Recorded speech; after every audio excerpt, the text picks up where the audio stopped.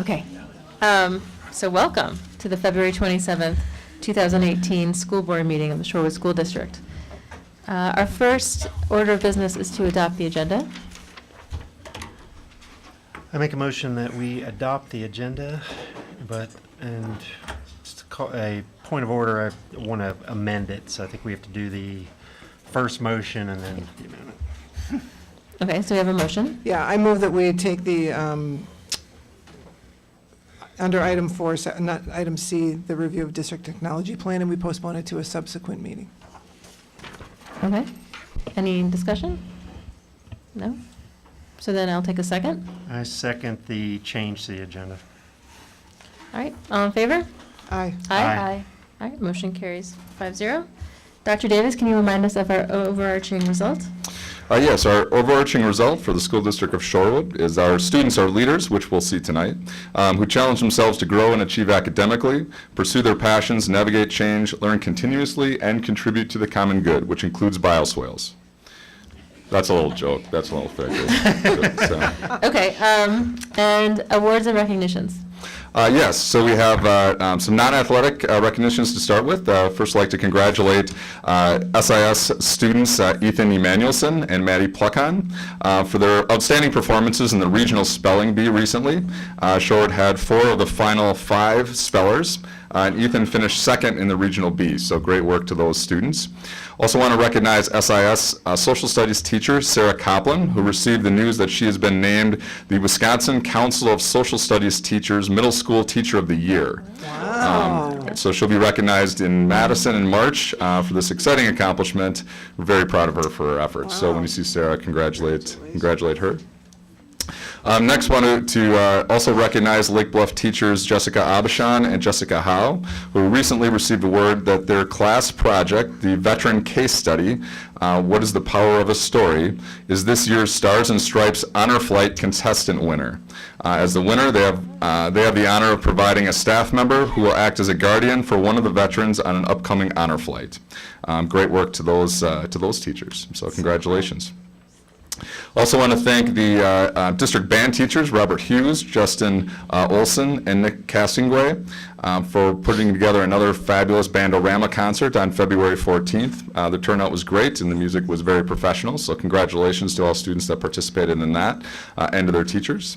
And also want to recognize the district's art teachers and all the students who had created pieces for the district art show that's now on display at the Shorewood Library. Student artwork will continue to be on display through April 3rd. So if you haven't checked it out, make sure you head over to the library and check out our district art show through April 3rd. Athletically, so we're wrapping up the winter sports season, so some recognitions there. I'd like to recognize the SHS boys swimming team who recently competed at state. Evan Shablewski finished second in the 500 freestyle, which is pretty incredible because that's a tough race. And 5th place in the 100 fly. Micah Sweet finished in 11th place in the 500 free and 14th in the 200 IM. Also, we had the 400 free relay of Georgie Fedorov, Joey Bolduc, Micah Sweet, and Evan Shablewski finished 13th place overall. The team finished 16th place in the state, so congratulations to the boys on a great season. Also like to recognize the SHS girls gymnastics team who competed in sectionals and had an end to their had a strong end to their season this year. The SHS girls team, who despite their loss in the first round of the regionals, had a great season. They finished undefeated in the Woodland East and were conference champions. So congratulations to those girls on a great season. And then finally, the SHS girls hockey co-op team went into the sectional, seeded number 1, had a hard-fought battle on February 20th, ended up losing, but they also had a great season. So congratulations to all of those athletes, and good luck to those that are currently competing. Great, thank you. So now, without further ado, we're going to ask for a presentation from the Lake Bluff 3rd graders and to talk about their expedition.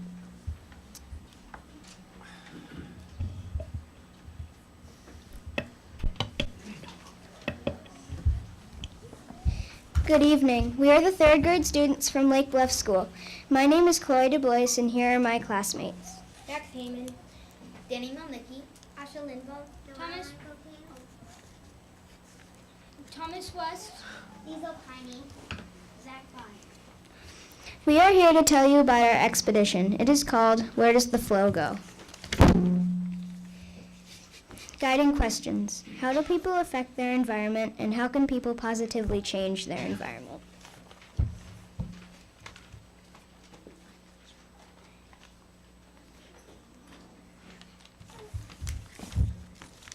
Building background knowledge.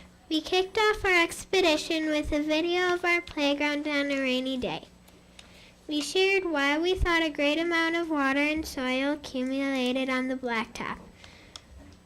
We began to build our background knowledge about weathering and erosion by viewing an erosion DVD and reading an online book called Examining Erosion. We learned that forces of nature and certain human actions cause erosion.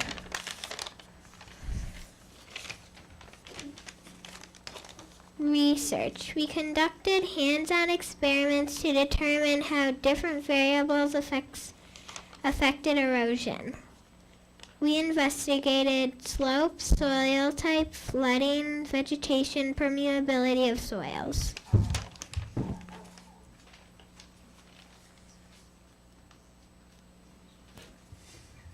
Human choices. For many years, there was a soccer field next to the parking lot in the back of Lake Bluff School. However, people decided to dig up the soccer field and build tennis courts in that place instead.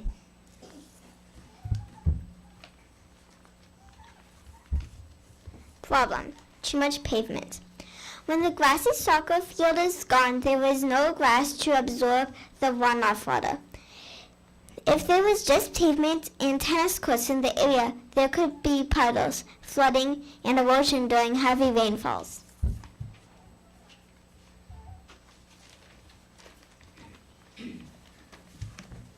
Runoff on the playground. This is a video that shows runoff on the playground. We saw this video at the beginning of our expedition. When it rained very hard one day during this past spring, the water couldn't soak into the nearby dirt and grass. Since all of the water couldn't soak into the soil, a river of water flowed across the playground, taking eroded soil from nearby hills with it. This situation could happen in the parking lot and tennis court area.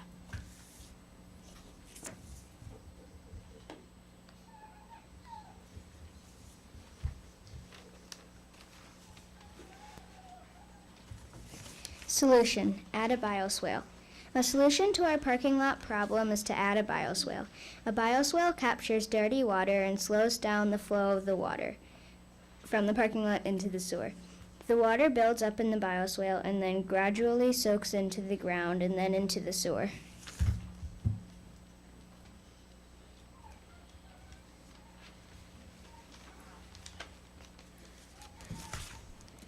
Later on, we learned that we were given the job of planting a rain garden in the Lake Bluff Bioswale. We invited Patrick Miller, our district business manager, and Tony Sedita, our facilities manager. As guest speakers, Mr. Miller told us about the budget for the bioswale, and Mr. Sedita taught us about the need for the bioswale and how it works.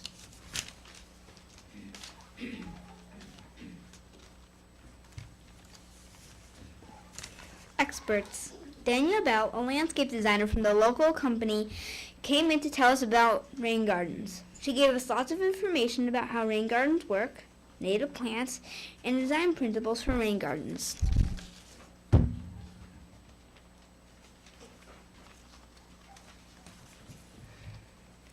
Fieldwork. Before designing a rain garden, we wanted to see some in real life. So we went to the shore community. We visited the Kaufman house, where Mrs. Kaufman, a Lake Bluff parent, talked to us about the features of her home, including a rain garden that were designed to prevent runoff. We also walked to the Shore High School, where Jay Fiker from the MMSD told us about the rain garden along the edge of the parking lot. We learned a lot from our fieldwork.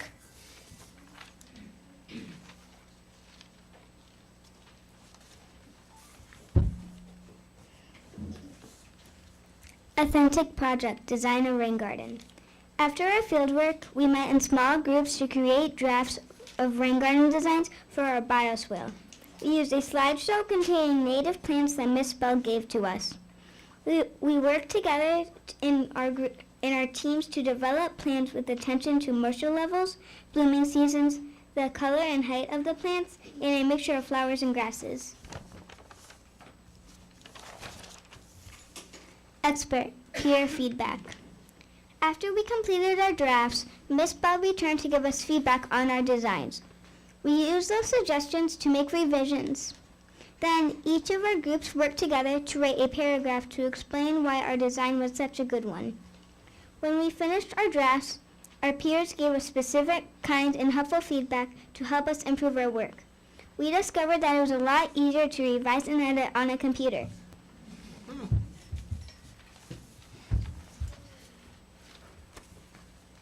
Final product. Each group created a display board to show their design with others. Celebration of learning. We were so excited to share our rain garden designs with our families. We held a celebration of learning and our classrooms were crowded with people who came to hear about our designs. We were so happy that some of our experts came to see our work too.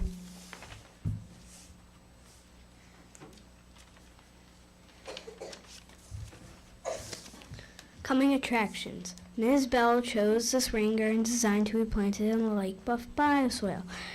We will order the plants soon. Since we came in under budget, we are hoping to use the rest of the money for a sign to put by our rain garden. We can hardly wait for spring to arrive so we can plant.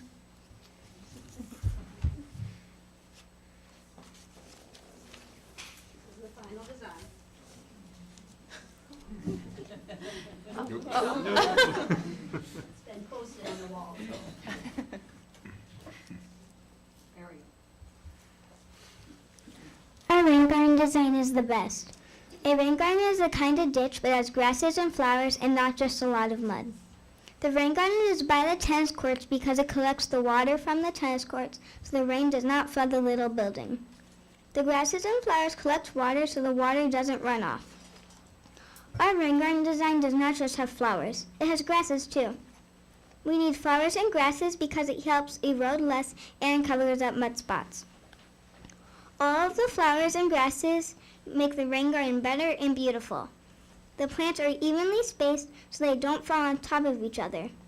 We have butterfly weed because we want to attract butterflies so they can pollinate because they are getting extinct. Moisture levels are important so plants that like a lot of water get a lot and the plants that don't like a lot of water don't get too much. Otherwise they will die. We have lots of colors such as pink, purple, orange, blue, yellow, and more, so the rain garden looks good. We have 322 plants so we can make the rain garden better. We put taller plants in the back and smaller plants in the front because we can't see the small plants if the tall plants are in the front. We had to make sure plants weren't touching each other, and that was a little bit of a challenge. They can't touch each other because the plants will fall on top of each other, and that will kill them. We had to study about the plants that don't like a lot of water, the plants that like some water, and the plants that like a lot of water. We also had to outline the design so you can see it clearly and it pops out. We had to make sure that the rain garden looks good all year round because different plants bloom at different times. They bloom in spring, summer, and fall. Our design is clearly the best because of all those reasons.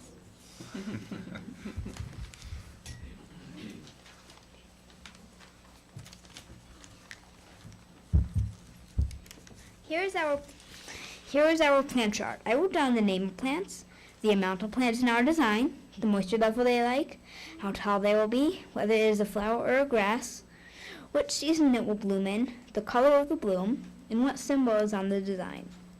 We used native plants in our design such as butterfly weed, prairie smoke, little blue stem, June grass, porcupine sedge, and more. The largest number of one type of plant that we use is spiderwort. We will plant 53 of them. The smallest number of one type that we use is 6 New England aster and 6 swamp milkweed. The symbols are based off the initials of the plant. If you take zigzag goldenrod, it will be ZZG. We have a nice amount of plants, and I think they will look really pretty in our rain garden.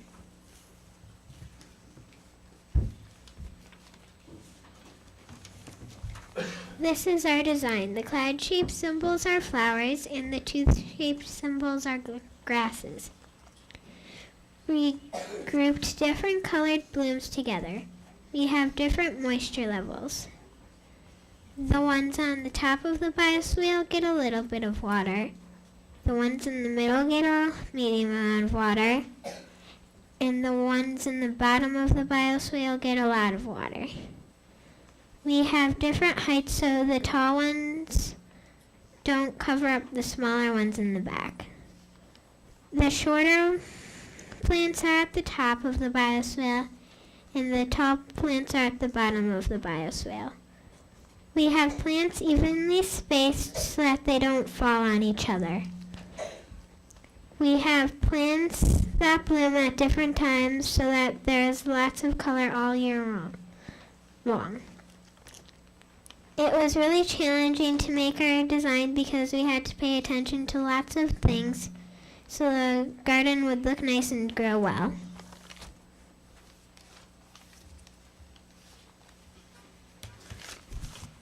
This is our cost chart. We listed the plant, the amount of each plant, and the cost of each plant. Each plant will cost us $3. Then we figured out the total cost of all the plants. Our budget was $1,500. The design cost of our design. The cost of our design was $966.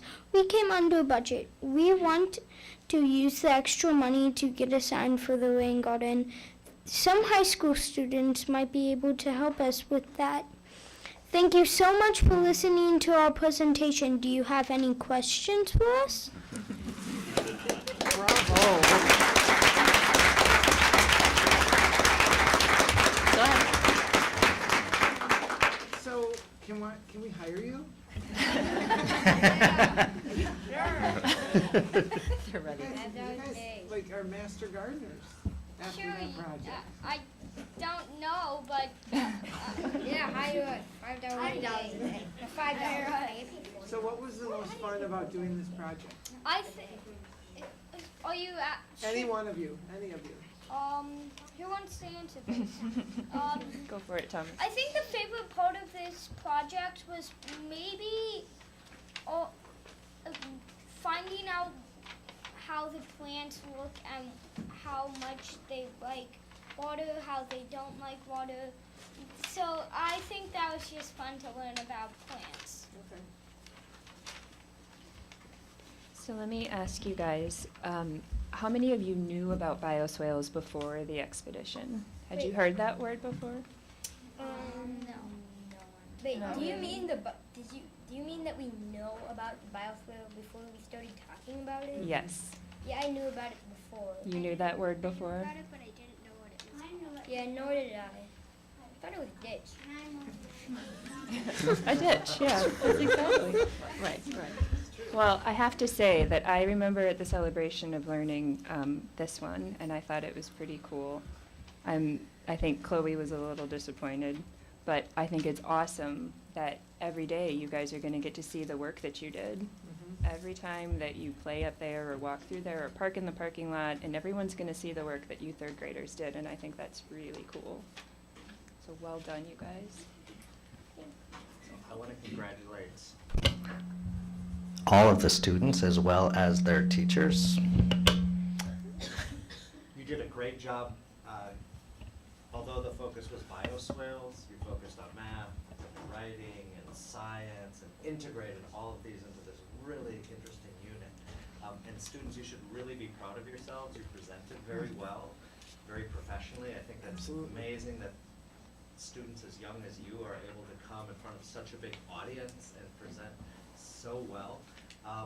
So congratulations, you should be proud of yourselves. And I guess my question for all of you, or one of you, is what was the biggest challenge? What did you think you wouldn't be able to figure out, and then after a lot of hard work, you were able to figure it out and find a solution? I would think the hardest one was counting like the numbers of the plants because we would get different numbers and we'd have to recount. Any That's other fair. thoughts? When we had to figure out the plants that we were going to put in the sections of the rain garden, it was really hard because people were really stressed about it. And then when people finished, they helped each other, and it helped them stop getting stressed. That's great. Nice. I kind of thought when we were choosing the plants, it was kind of hard. It was kind of hard, where to put the plants, because my team kept on arguing about where we should put the plants. How did you deal with that when you were arguing I about don't it? know. We just got someone to go with it. It was kind of hard for me to figure out the cost of the plans all together because everybody was talking to me, and I was really trying to stay focused, so I could I would have to keep recounting a bunch.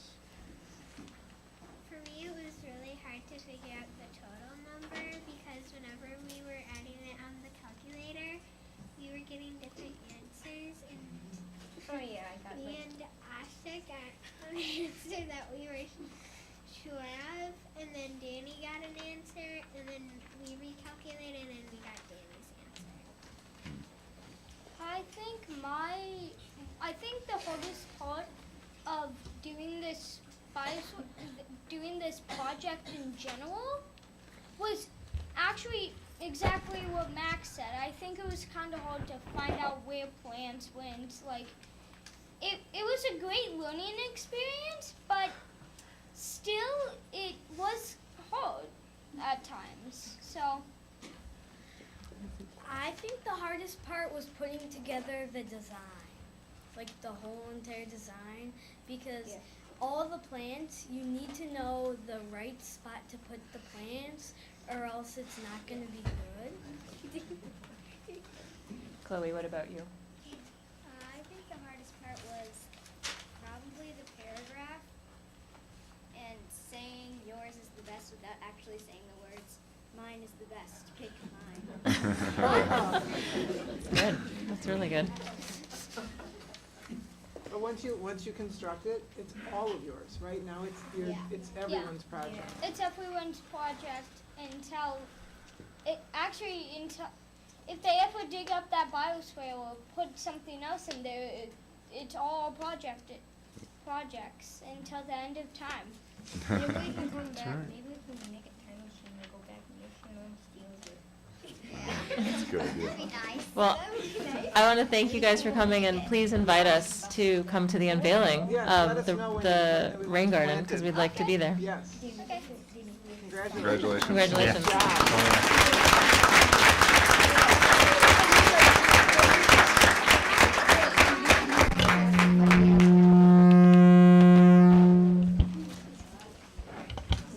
No.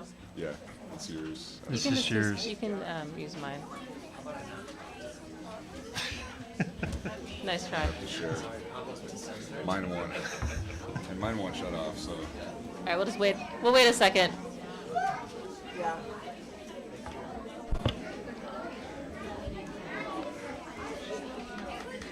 Test. There you go. That's weird. All right. I thought maybe it was my daughter gets his eyes next to hers. Oh my God, that was really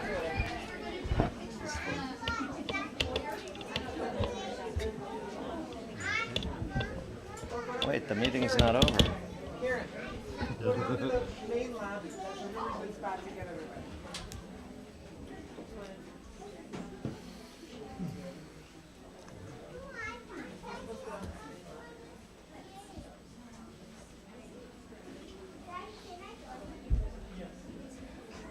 I hope they all grow out to ears. I know. It's Todd's buying. a nice, Todd's buying tonight. a nice audience.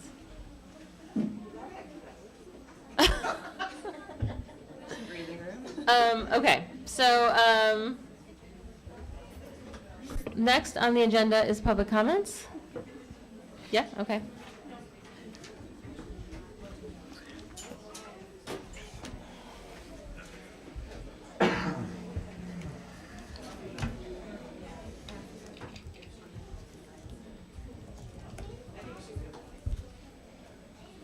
I don't think it's on. Yeah, there you go.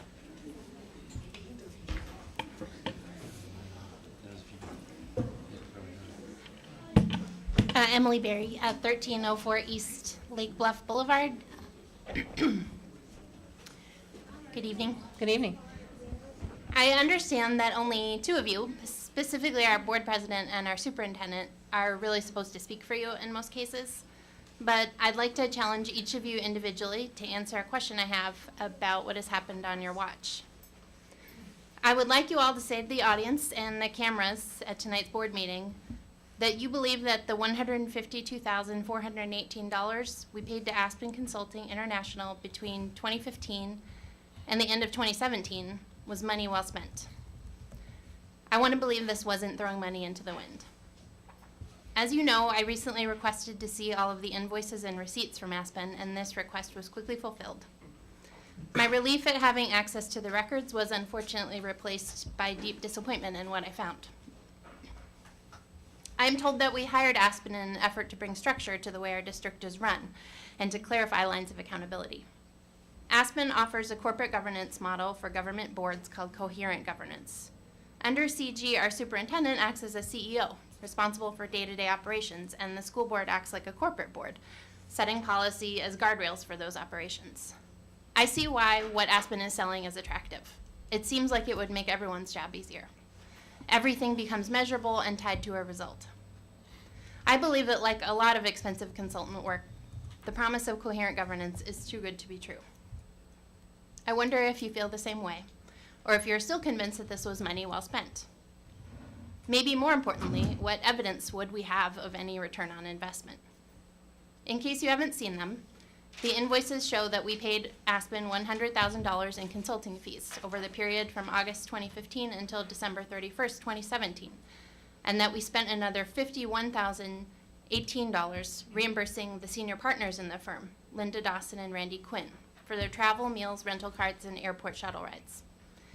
Over the course of their contracts, Aspen held 11 training sessions for the board in all, staying 1 or 2 nights in Milwaukee. Their travel expenses varied quite widely. Sometimes they ate at fancy restaurants like Harbor House or Wolf Peach. Sometimes they ate at their hotel buffet and airport fast food. Maybe most disappointing to me was seeing that as our contract wound down, Aspen got $1,400 more from our district, so that our board president and superintendent could attend a wisdom sharing event at a resort in Vail, Colorado. We paid at least another $1,100 in expenses for that trip. I want to be clear that I have no problem with the district hiring consultants or with board members or administrators attending conferences. But I believe consulting only makes sense when you don't have specialized skills to get something done yourself, and when you have a way to hold the consultants responsible for delivering what they promise. Travel is merited when we can get something in person far away that we can't get here in Shorewood by email or virtually, and when what we bring back is valuable beyond the cost of the trip. I also recognize that these expenses are a very small part of our budget. It's not the dollar amount. It's that I'm unconvinced that we got anything for our money. I realize that some, maybe all of you, believe that what we paid Aspen has been a bargain price for a better run district. You truly believe that our district has benefited greatly from this model. In my email asking for these records, I asked Dr. Davis and Dr. Shaw to tell me why they felt these costs were justified, because I wanted to understand that perspective. The answers I got were unsatisfying to me. Dr. Shaw attributed virtually everything the district has been able to accomplish: its new curricula, its facilities planning, the adoption of expeditionary learning, to coherent governance. I don't think it's honest or accurate to attribute these things to CG. Parents demanded newer curriculum for science and called for new leadership to oversee our curricula across the district. Facilities planning hasn't happened quickly or comprehensively, and our buildings look worse than they did 2 years ago when you adopted the CG model. The way Dr. Shaw characterized the district as full of clarity and uniformly high-functioning administrators conflicts with what I see. But no matter, I will take that answer at face value. If she's correct that this board, this district, would have been unable to accomplish these things at all over the last 2.5 years, absent the governance model, then simply put, We have paid dearly for something we should have gotten for free. Effective leadership. It should not take consultants to tell you how to be responsive to stakeholders by holding regular meetings with them. It should not cost $50,000 a year to understand not to micromanage employees, but to hold yourselves accountable for ensuring they are clear on the scope and expectations of their jobs. It should not take 2 days and 2 trained consultants' guidance to understand how to hold our superintendent accountable for creating and maintaining one of the top districts in the state. These ideas are free. Perhaps you are unsure how to put them into concrete policy, so you turn to these experts. But you need not have. You could have asked your constituents. You may have noticed that Shorewood is full of very intelligent people willing to give of their time to serve our school system. How you implement those guiding ideas should reflect your community's values, not a consultant's template. The way you operate could and should reflect our progressive community, not a corporate boardroom. You could have held multiple 2-day sessions with some of us instead of consultants. You could have retained your citizen committees under the model that continues to work for our village government, rather than flying out consultants from 2 different states. Instead, we paid thousands of dollars for you to hear how to hand over an increasing amount of leadership responsibility to your superintendent. You are now less burdened with responding to and resolving complaints about non-working toilets, bullied, injured children, and incompetent staff. These are operational concerns that are now not part of your job description to resolve.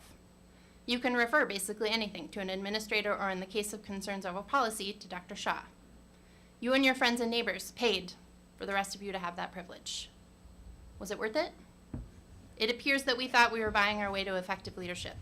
Did we get what we paid for? Effective leaders run meetings that stick to a reasonable time limit. Effective leaders schedule curriculum reviews and facilities management on a long-term schedule and understand their details well enough to explain to constituents. They read through line item budgets and understand what's changing year to year and why. They think through whether our budget reflects our values. Effective leaders are not taken by surprise by operational issues because they are always welcoming and listening to the people who work for the agency or business they are accountable for running. They encourage staff to talk to them, and they listen.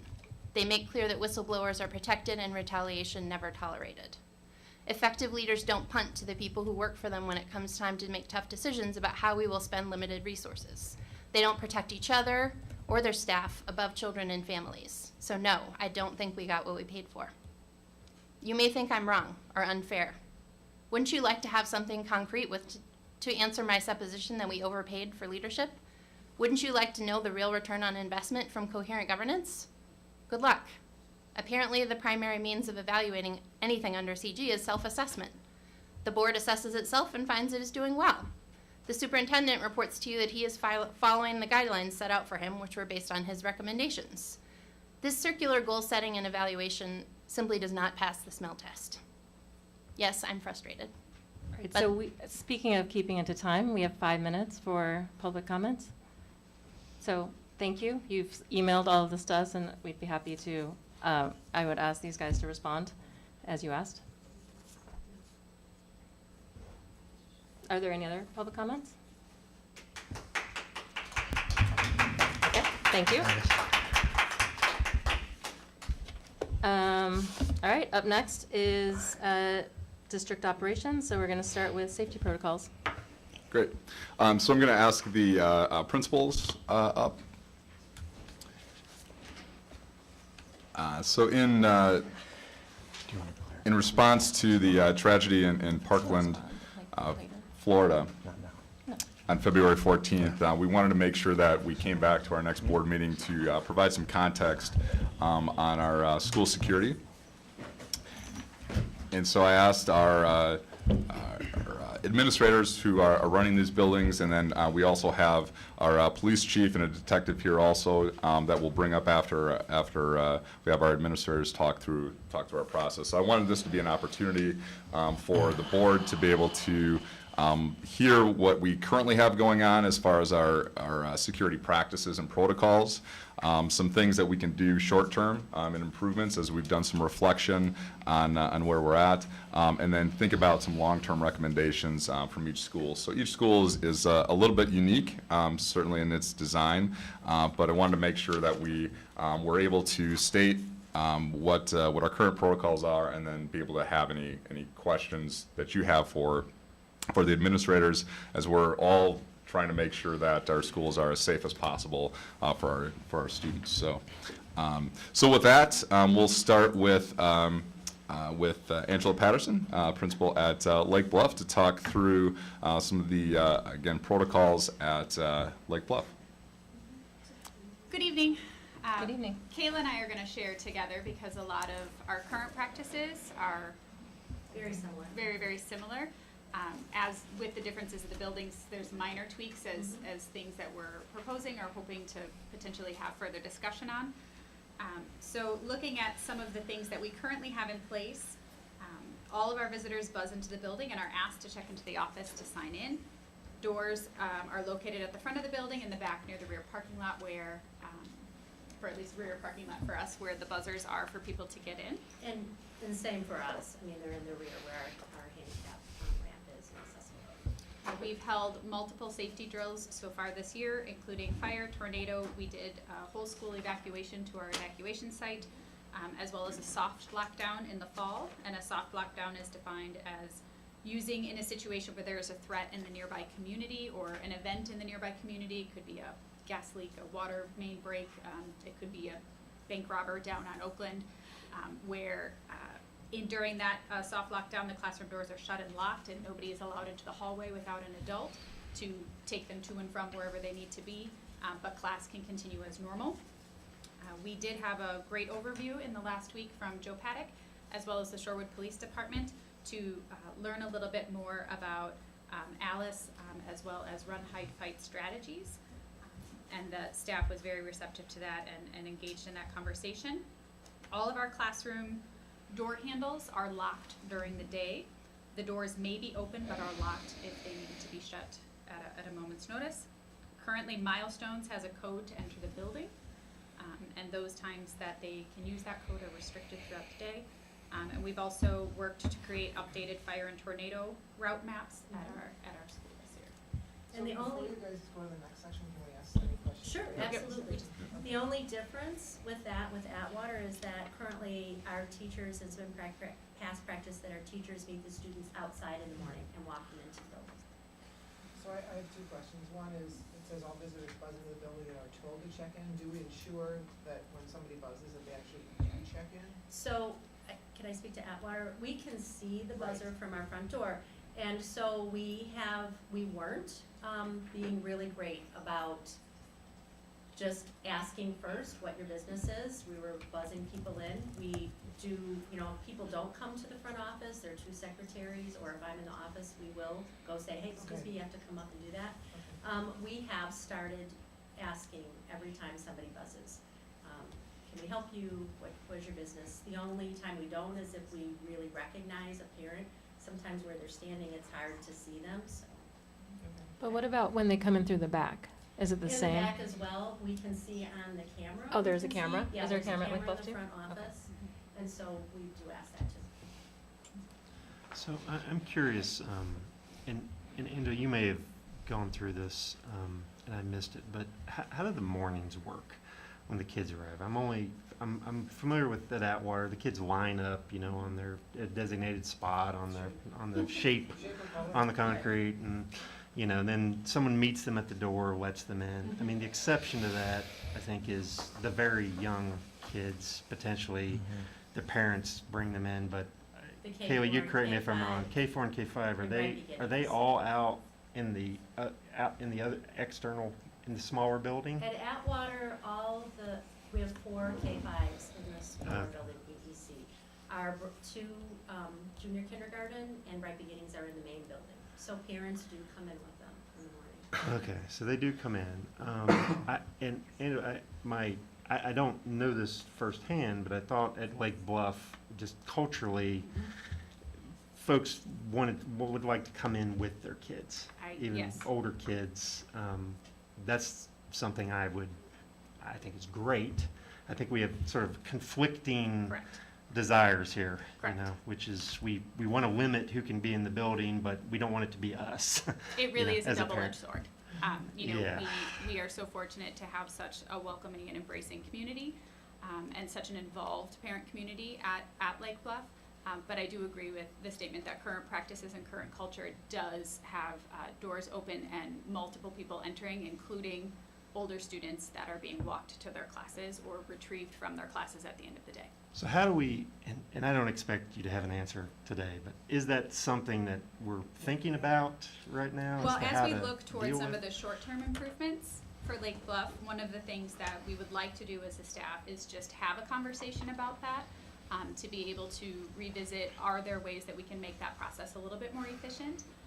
Are there ways that we could make that process a little bit more secure, with parents still being able to have the community and seeing the teachers in the morning before school, but perhaps seeing them outside the building, especially for the before school drop-off. I was gonna say, the protocol that you use now used to be what was done to that water when I had little kids. Correct. And then it just changed. And it's For correct. security reasons. Correct. And many schools in southeastern Wisconsin do also have that protocol. I personally received an email from my children's school that I'm not allowed in the building to walk my child to school, and I don't think we need to go to that degree, you know, but it is a conversation that we'd like to have as a staff. But it is a double-edged sword, because we want parents to be as involved as possible. We want parents to come. We want parents to come and have lunch with their kids and have meetings with teachers. But those are discussions we'd like to have. We want our schools to be welcoming places. Correct. And I think part of that is making them accessible. But as you said, it's, you know, I think we need to come to some sort of culturally acceptable conclusion, I guess, in our environment. But you've confirmed, so, I mean, it's something we're looking at, some we're aware of.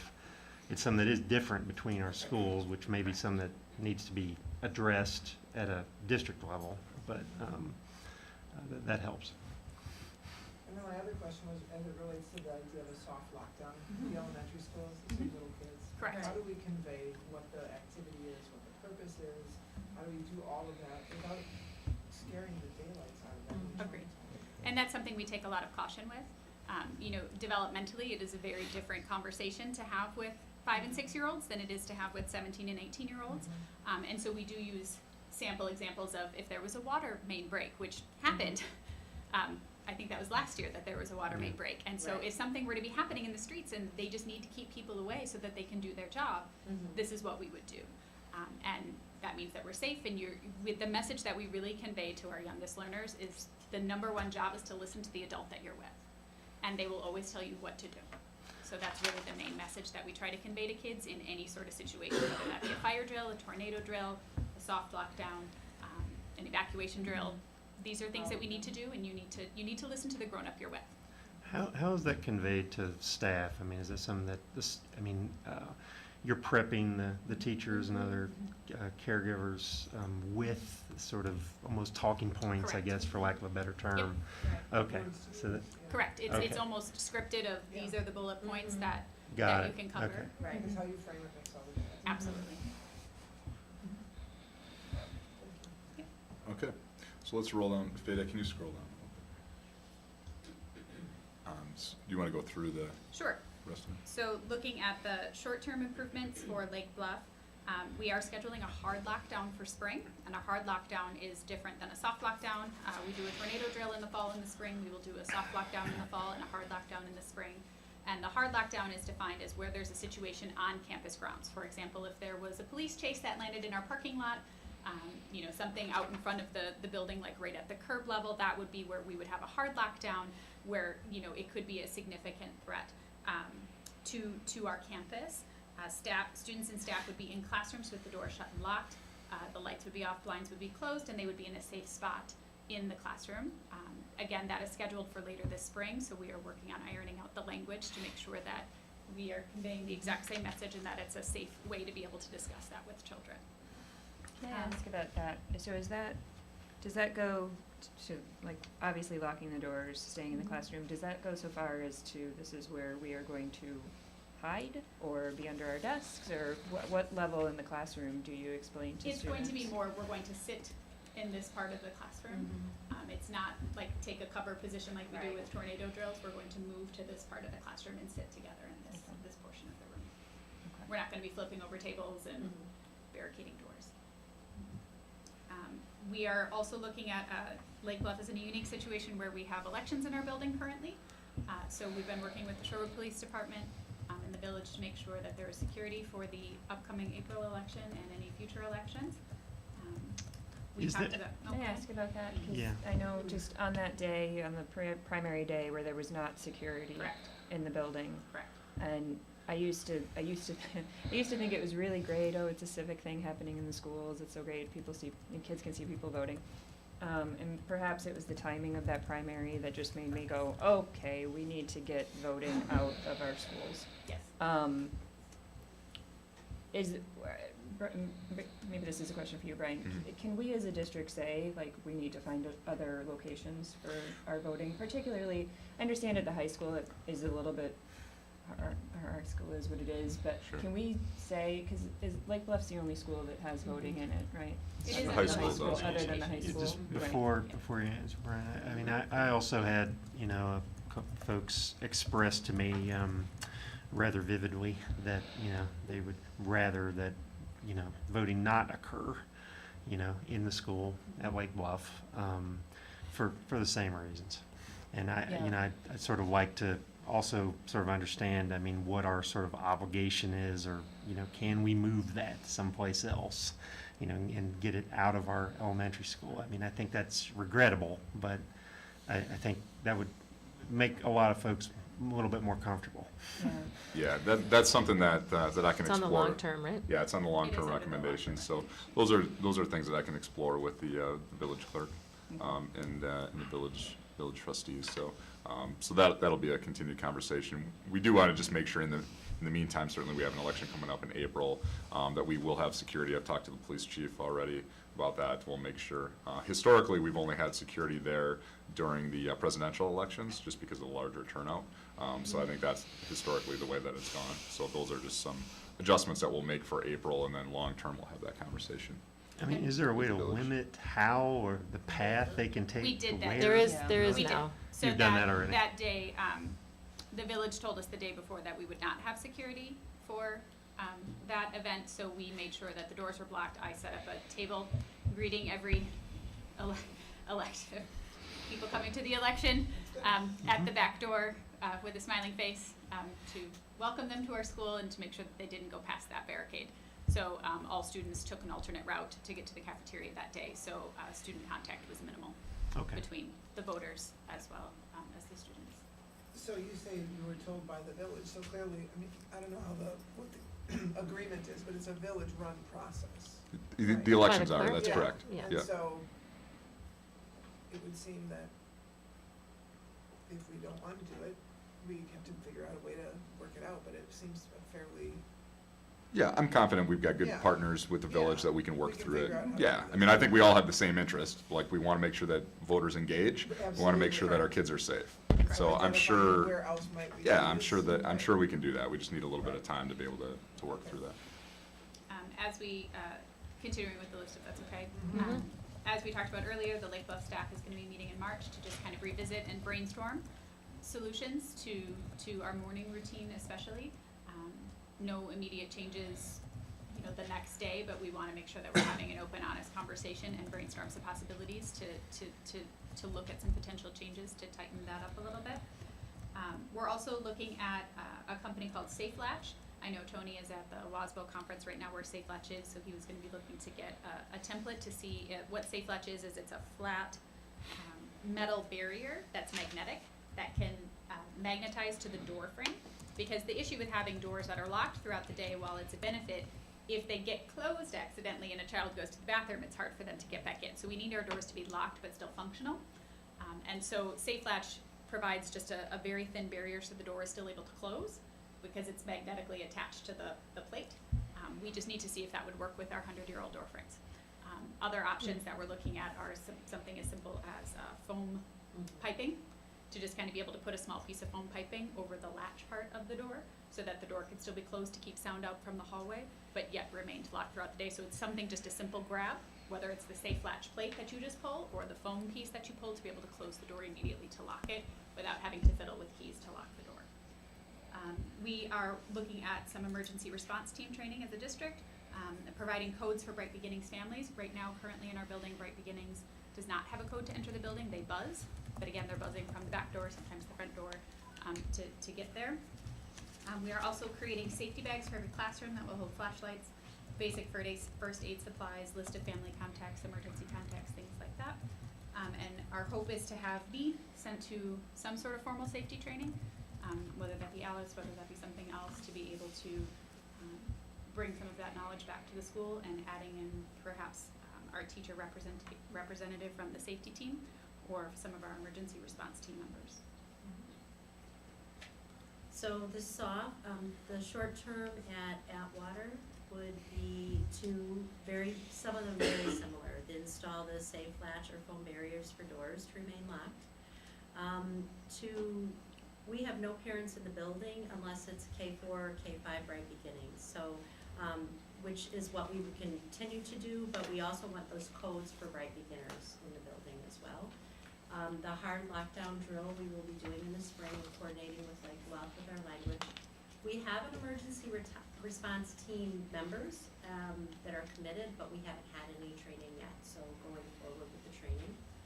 And then also, as Angela said, for me to go to some formal safety training, whatever we decide as a district that we do, along with whether it's a safety team member, the emergency response team member, and also creating the safety bags. When I first came to Atwater, I gave every teacher a flashlight, updated that one year, but a safety bag would be really good, and we have a lot of new teachers, and we definitely did that. So can I just follow up on the doors? So I remember, I think last time, Brian, you mentioned that you were going to confirm, so all the classroom doors in both buildings are functioning in terms of their locks? Yes.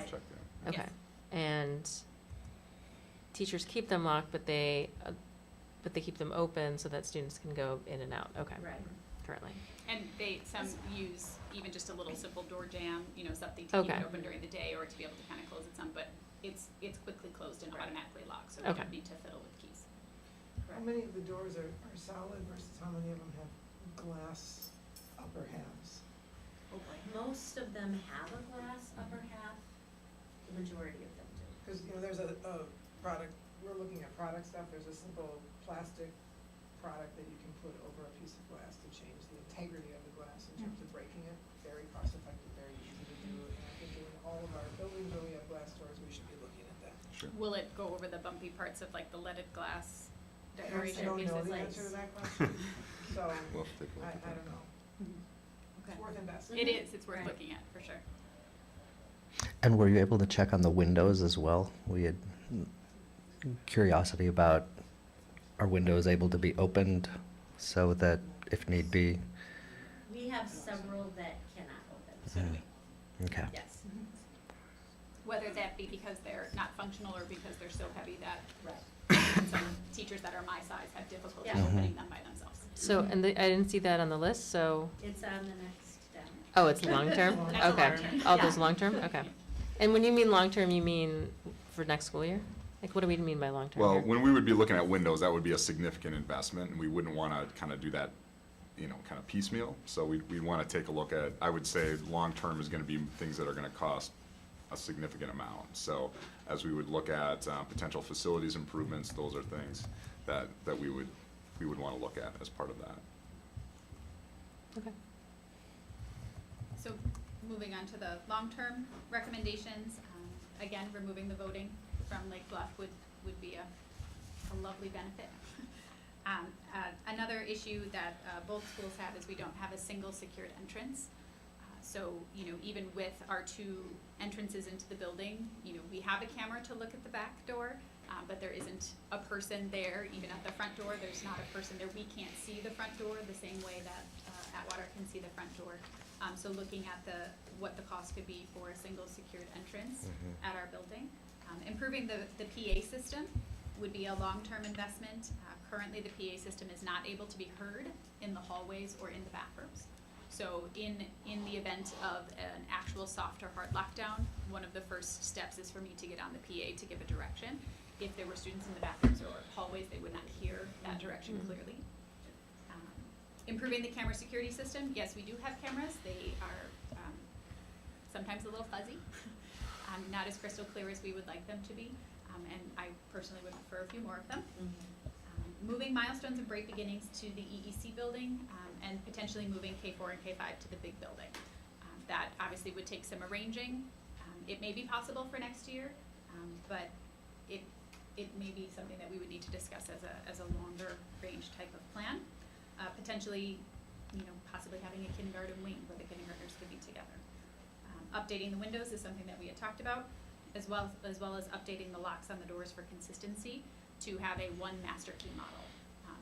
With the multiple additions and things that have happened at Lake Bluff, there are different styles of doors in our building, and so due to that, I do have multiple keys. I don't have a single master key to be able to open all of the doors, so that would be helpful, especially for somebody like Megan Markham, who's in multiple classes throughout the day, things like that. And at Atwater, one of the things that we proposed in the facilities plan was to connect the EEC to the main building, and that would be very helpful, I believe, with the security of the EEC to be able to have that connection, and then that when any of the drills, they're just right in the building.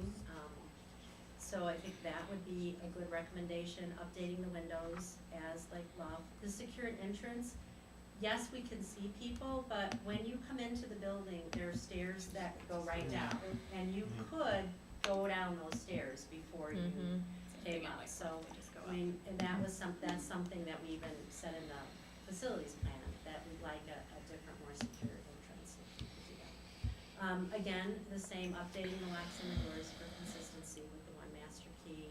Our security camera system we have, but it is very old, and oftentimes one of the cameras will be really fuzzy, and to have it updated, and I agree with Angela about having more. And then our PA system as well,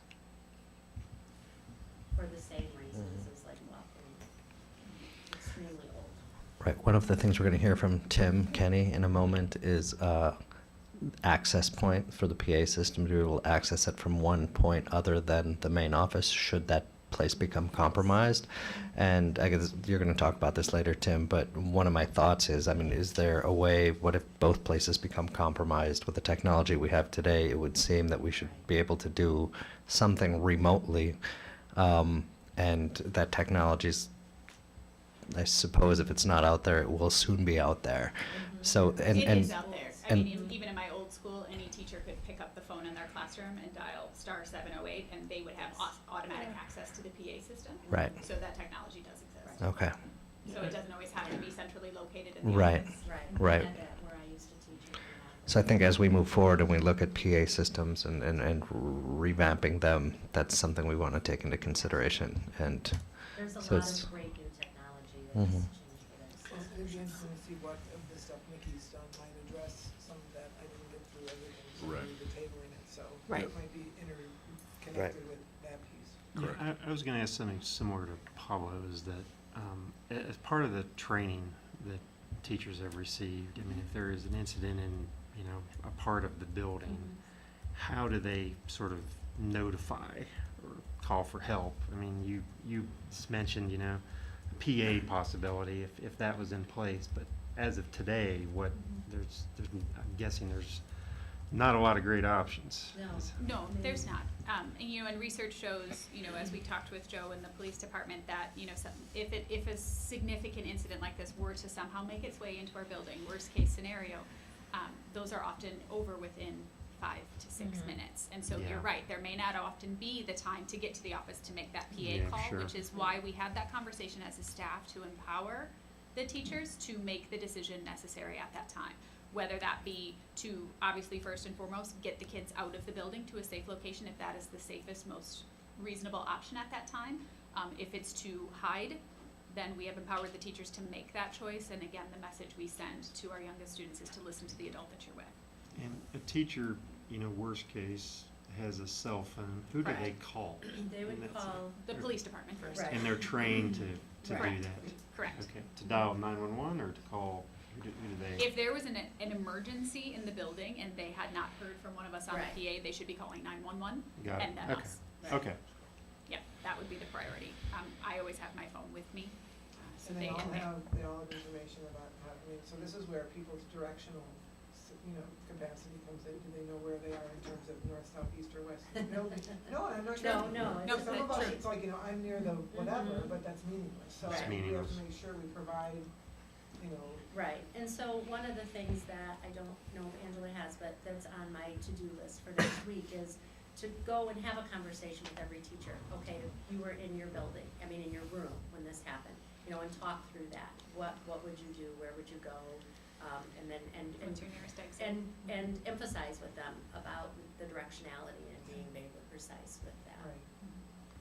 Just like we teach kids if they ever have to call 911 that they need to be specific about their address and phone number. We want to make sure that staff is equipped with that same information. Right. I mean, is it even as simple as it's on the wall, like we have, like, in the hotels, here's where I am in the building, Exactly. in big letters. It's a great idea. Because when you're under stress, Right. your ability to Right. gather information is Right, and looking after children as well. Right. Yes. Right, so we should get information readily available. So Brett, I wanted to ask, so the PA system, the security system, and the locks are all on the long term because of cost? Right, yeah, at this point, and that's something that we'll look at exploring to see exactly, what some defined costs are. As we've done just our facilities reviews, we've put kind of just estimates on it, so we'll do some work to kind of drill down on that. And then through our budgeting process this year for 2018, 2019, see there's some things that we can chip away at. We want to make sure that we're making things as secure as possible, but also not kind of piecemealing systems together, because that provides an issue moving forward. That if there's like the PA system, like something like that, we'd want to make sure that we do it right and not just quickly. And so we'll have to just drill down on some of those. Yeah, I mean, because some of these I can see being much more bigger projects in some ways, right? But some of these, if they're infrastructure things that would not be changed by, like we move the office somewhere, right? Right. Then I think we want to look at doing those sooner than later. Absolutely. So. Yeah, absolutely. Yeah, I was going to say, let's do them correctly and quickly, because just the fact to know that the PA system, which I guess I knew, I just didn't realize that the PA system can't be heard in the bathroom or hallways. That's concerning, really concerning. And Rodney, to your point earlier, I think that Angela has made a lot of good improvements at Lake Bluff, comparatively speaking, to previous years. I think we've made great inroads. So I don't think it's as much of a cultural issue. It is, I think, a leadership issue. And I think Angela has done great leadership to make some changes, so thank you. I do think there are things that we can do better, just seeing those side doors open when I leave drives me nuts, and I close them every time. Me too. So I think there are awareness things that we can share with parents to say, like you're going out the door, shut it. And, it's okay to do those things. But I do, just as a district, I really hope that we expedite a lot of this as much as we can, because it just really reinforces the, I don't want to say unsafe nature of our building, but the old and, out of date nature, openness. So I know that's just going to get even better as we discuss the other two schools. Yeah, we'll be on.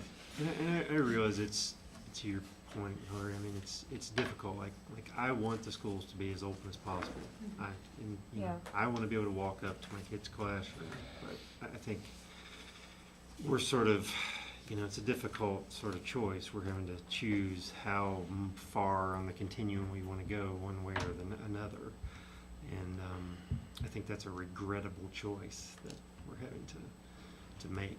And I don't think, I would never say to a parent, you can't go visit your child's classroom. Can you just check in at the office first so we know and greet you and say good morning? And maybe that's, maybe that's a big part of this. I mean, when you talk about doors and, just it's some of it is just parent and visitor behavior, right? That we just need to sort of make sure that we're not sort of doing things that contribute to, negative or contributing negatively to safety in some way as a parent, But we definitely want to maintain that welcoming community with just some parameters, that everybody is welcome at Lake Bluff. We just need you to come see the smiling people in the office first.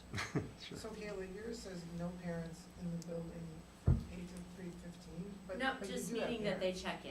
So same thing. Yeah, it's the same thing. It's the It's same the thing. same thing. Because parents, It's the absolutely, wandering. they're welcome. No, Yeah, not to be walking around without Right. a check-in. I mean, to me, getting continuity between the two schools on that could be done very quickly and should be done, because that's just a common sense piece. Yeah, and that's something that Angela will work with her staff and just make sure that we communicate with parents, and then we'll likely roll with that. Yeah, I mean, when we talk about that, though, sort of the parent communication, I mean, I know we do some of that already, I think, but, you know, I'll be honest, I'm trying to remember exactly like where I'm supposed to go to pick up my kids, you know, in the event there's an incident. And I mean, that's a question probably for a lot of parents in the last week. Well, and that honestly can change depending on the situation. That's exactly We right. do have a relocation point, but depending on a situation, it may not be there. So we may have to make that decision on the fly. And that's where that system with the Infinite Campus, where if you have your preferences set.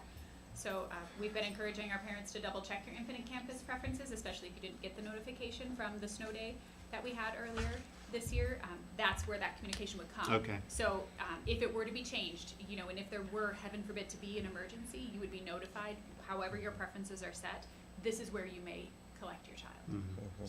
So okay, and we've already sent that out, I've seen, you know, to some extent, so maybe it's just reinforcing that Yes. maybe you really do want to, you know, put your cell phone in there, so you get this text, you know. And you can choose any of your emergency contacts within the Infinite Campus system. It doesn't just have to be you. It can be anybody on your list, and especially even at the high school level, if you have high school students with phones, they can also be put into that system to receive that message. Okay. It's also something we'll incorporate into our drill process, because I think that's the best way to be able to kind of check, just to make sure that practice the people would be system. getting that, to practice the So there's system. going to be so. a drill where parents are also notified?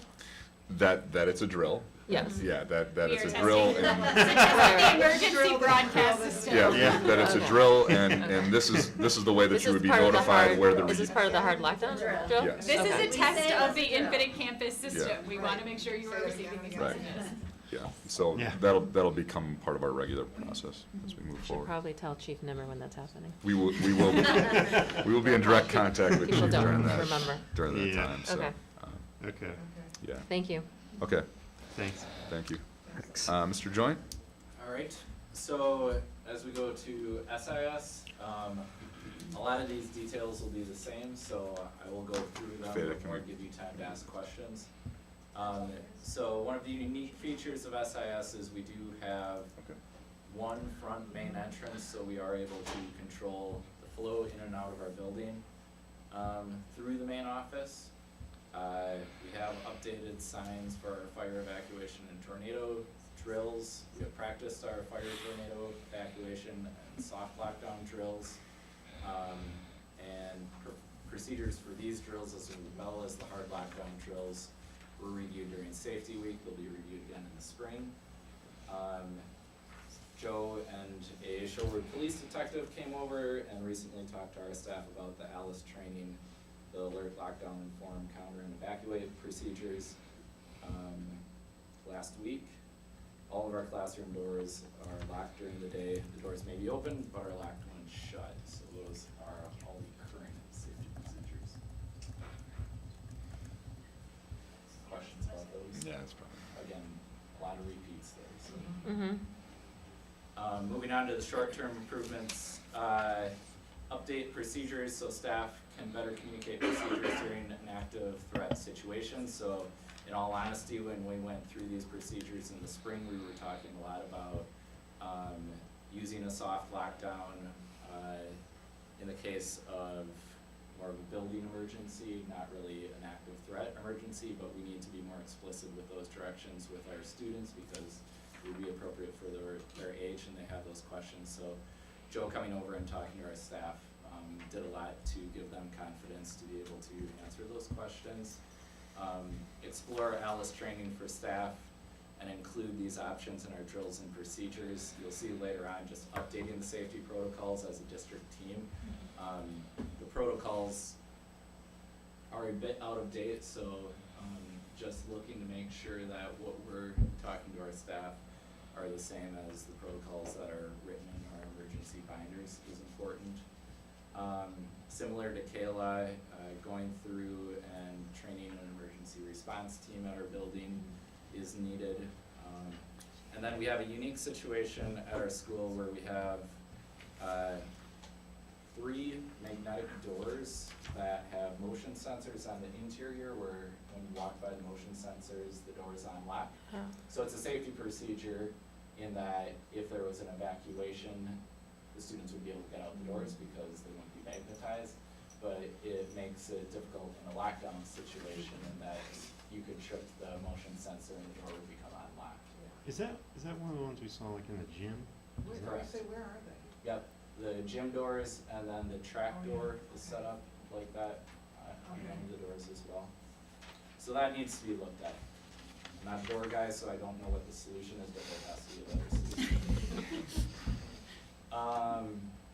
And then long-term recommendations to the board, updating our security systems, including cameras, entry system, and PA are needed.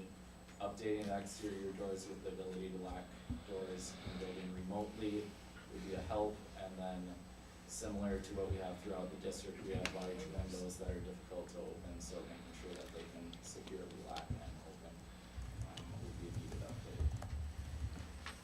So how common is it for there to be students who aren't on campus? I know that sometimes they come over to the high school for certain things and so forth. I mean, is that common enough that there needs to be a way to sort of notify folks not to come back or something like that? Yeah, so it's really important that we're in constant communication with the high school during our lockdown procedures because we share students and staff. Okay. So when Joe was over, I explained that SIS is kind of like if you looked at a map of America, we're kind of Hawaii over there on the side.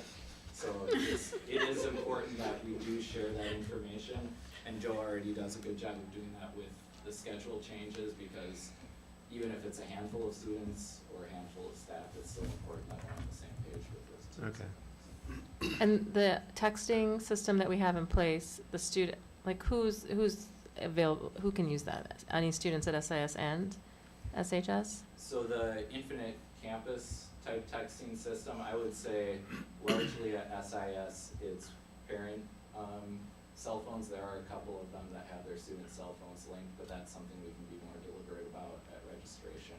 We haven't really encouraged students to register their phone on infinite campus in the past. And remind me, do they have their cell phones during the day at SIS? Because like at the elementary schools, we don't. So our policy is that phones should be turned off and put away during Yeah. the day. Sure. And then the reality is that students probably have their cell phones honestly on vibrate or silence and in their pockets. Okay. They're in their Which okay. isn't- Students have cell phones at the elementary school too, in their backpacks. Yeah, they do. Right. Yeah. They do, but they're supposed to have them. They don't have them out, Right. accessible in Right, so our theory. policy is if we ever see a student with their cell phone out or we hear it, then Yeah. we follow our procedures for that. But we Okay. don't go through searching kids if they have. So I'm just trying to Well, so understand this texting method wouldn't work then. It's not really that theoretically with SIS feasible students. for them, really. So what we've instructed our staff is during an emergency protocol, our cell phone policy goes out the window Well- because we would want students and we would want staff communicating with each other with their cell phones. But again, especially during lockdowns, it's really important that we're explicit with our students that they need to be silent. Okay. So this is something that you guys would be drilling in the hard lockdown? Correct. Yeah, so they're literally written in our procedures that during the hard lockdown, there is a line that you remind students that their cell phones need to be on silent. Okay.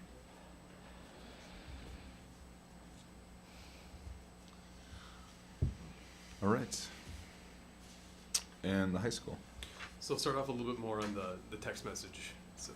So at registration last year, we did ask grades 9 through 12, we created a pleat in the system that offered parents the opportunity to put their student's cell phone number in. We weren't very explicit at that time that the ultimate goal was for it to be used for emergency purposes. So we've changed that up. We've sent a survey out to actually all families grades 7 through 12 and offered them the opportunity to share with us kind of through Google Survey if they want us to put their student's cell phone number in. Parents can't access through Infinite Campus right now to put the cell phone number in, but we can do it from the administrative side. So we've been working on that, and the intent for the text message system or capabilities through Infinite Campus would be that would only be used for emergency purposes. There was an original survey that went out for Infinite Campus that offered people this option. That was a mistake. It's Infinite Campus, emergency purposes only. I want you to be aware that at the high school, there is, through Student Support Services, a separate text messaging system called the Remind app, where school counselors can send a text to a student, hey, don't forget you're coming to see me at 1 o'clock today. Okay, that's a different system. They're gonna get more information that way. Infinite Campus, we're gonna test that system, and the idea is to use that explicitly for emergency purposes, okay? And then moving into our current security practices, you wanted to ask me a question? So Tim, yes, in the Remind system, is there ability to send like a mass text message out in the same way that we do with Infinite Campus? Yes. Okay. So that would be a secondary option for us. Okay. Got The it. Remind system is a common app that many classroom teachers that I've been in contact with in the past have also used, that they can, mostly parents sign up for, but older students often use it within a classroom setting. I used it in my old classroom to be able to just send messages to parents that opted into that program, because it sends a blanketed text out, but it doesn't release your personal cell phone number to be able to do that, and they can reply back if they have a question, but again, it doesn't go directly to your personal cell phone number. Okay. Good. Excellent. Thanks. So security cameras covering approximately 70% of our campus. What I wanted to mention is showing there is the so Shorewood High School is completely wide open. You can come and go from any door as you see fit. Largely there is a lot of that going on here, but I would want to point out to you that the most eastern doors, so over on the Performing Arts Building, those are closed and locked. Particularly in the hallway that leads out towards Oakland Avenue. That door actually has a sensor on it, so that if the door gets propped open for too long, it sets off an alarm in the powerhouse, so that we know that it got propped open, because you know what? Students will prop open a locked door from time to time, right? Also then, our most western doors, so all those behind our athletics building, our PE building over there, the western entrance out towards the football field, both of those out by the shop put out there, those are all locked during the day. So for all the doors that are open, which is pretty much the rest of them, there are cameras on all of those doors. And we currently have 3 areas where cameras can be monitored, although we do not have a person dedicated to constantly monitoring the cameras. What we do have is, in the morning, we have 2 campus supervisors employed here, Nelson Brown and Brandon Hemphill. In the afternoon, we have 3. Chris Hill, who works in our library in the morning and is our boys basketball coach, he's then available in the afternoon to serve.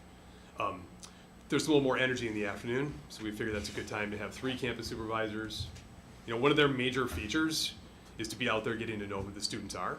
So the idea is that they can quickly recognize somebody who doesn't belong on the campus. And there's a lot of people coming and going, but we do get used to seeing the same patrons coming in to our swimming pools. We do get used to seeing the same people moving in and out of the buildings. And so that's one of their big roles. We do have signs outlining all of our fire evacuation tornado routes as well. In our campus safety week, the week of homecoming this year, we did run all of our safety drills, including our soft lock drone down and drill as well.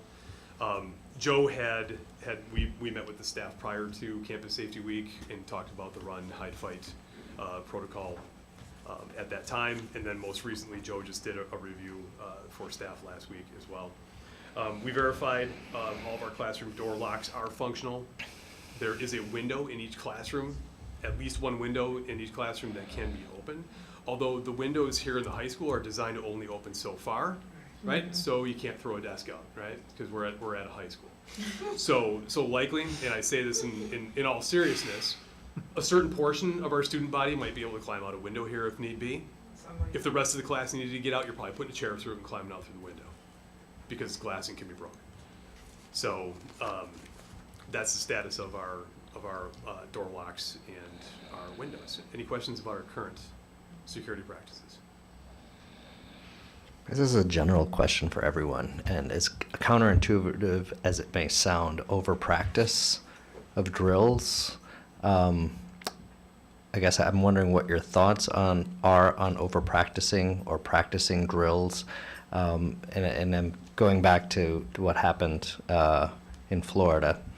I believe the shooter pulled the fire alarm, and we're all on instinct. The minute there's an alarm, we run out the door. There is some school of thought that believes that the first thing you do, particularly in these old buildings that we have, the building is not going to burn to ashes in 1 minute. There are sensors, there's an ability to detect and see if there really is, in the case of a fire, keep everyone, as counterintuitive as it may sound, safe in their location, and once we establish that yes, there is a fire, then evacuate, versus there's a fire alarm, let's all run out the door and go to the front. And then maybe it is, and maybe it's not. So I guess I want to put that out there, and also we just went through a soft lockdown at MATC where I work, and having kind of steeped myself in this the last 10 days, there's also, some thought about not practicing, over practicing, and saying, all right, when this happens, we're going to turn off the lights and we're going to hide in this corner and everyone, shh, right? But waiting for that moment should, God forbid it ever happen, and the teacher is able to command and take over and say, all right, now lights go off, we all go there, because as we've seen the pattern, many of the shooters have been former students, and if they are well versed in the strategies, that's a point against us, and we don't have a whole lot of time. So, and that also goes for, initially my thought was we should have this online. This should all be online. And then the more I looked, it's like, no, we shouldn't. We shouldn't tell the parents exactly where they can pick up their kids. Should it be A, B, or C? Because no two situations are alike. And as you said, Angela, it depends on the situation, right? We'll let parents know where they can collect their children. But I guess I have several questions, but that was one. I guess I wanted to get your thoughts on kind of reacting immediately to a fire alarm, and what. So I can take a stab at that. So one thing that we've learned, because I was a teacher in 1999 when Columbine occurred. So one thing that we've learned is that we need to continue to evolve our practices, for either active shooter or fire, or whatever it would be. I think this really falls into that situation. So what I would be interested in doing is sitting down with North Shore Fire Department along with the police chief and having this conversation locally to talk about kind of the practices, because there was a time where kind of hiding in your room was what you did, right? After Columbine, that was a lot of what the drill was, and we know that tragically at Sandy Hook that created like an actual issue. And so those run, hide, fight, and all of these methodologies that we use have evolved. So I would consider that as part of our practices as we're moving forward. It's also something that we need to consider as we look at upgrading, from a facility standpoint, whether it's short term, this year or down the road, that we make sure that we do have up-to-date fire panels that work, that we can tell where it is, because I know at this point we don't have that capability all the time, and so we need to make sure that we have that ability to do it. So I would say it's an evolving piece. I wouldn't want to say right now that we're going to take a minute and look outside, and so that's something that we'll have our conversation with, like, as we would evolve our protocols, and be mindful of that, especially the first time as we're moving through fire drills like today.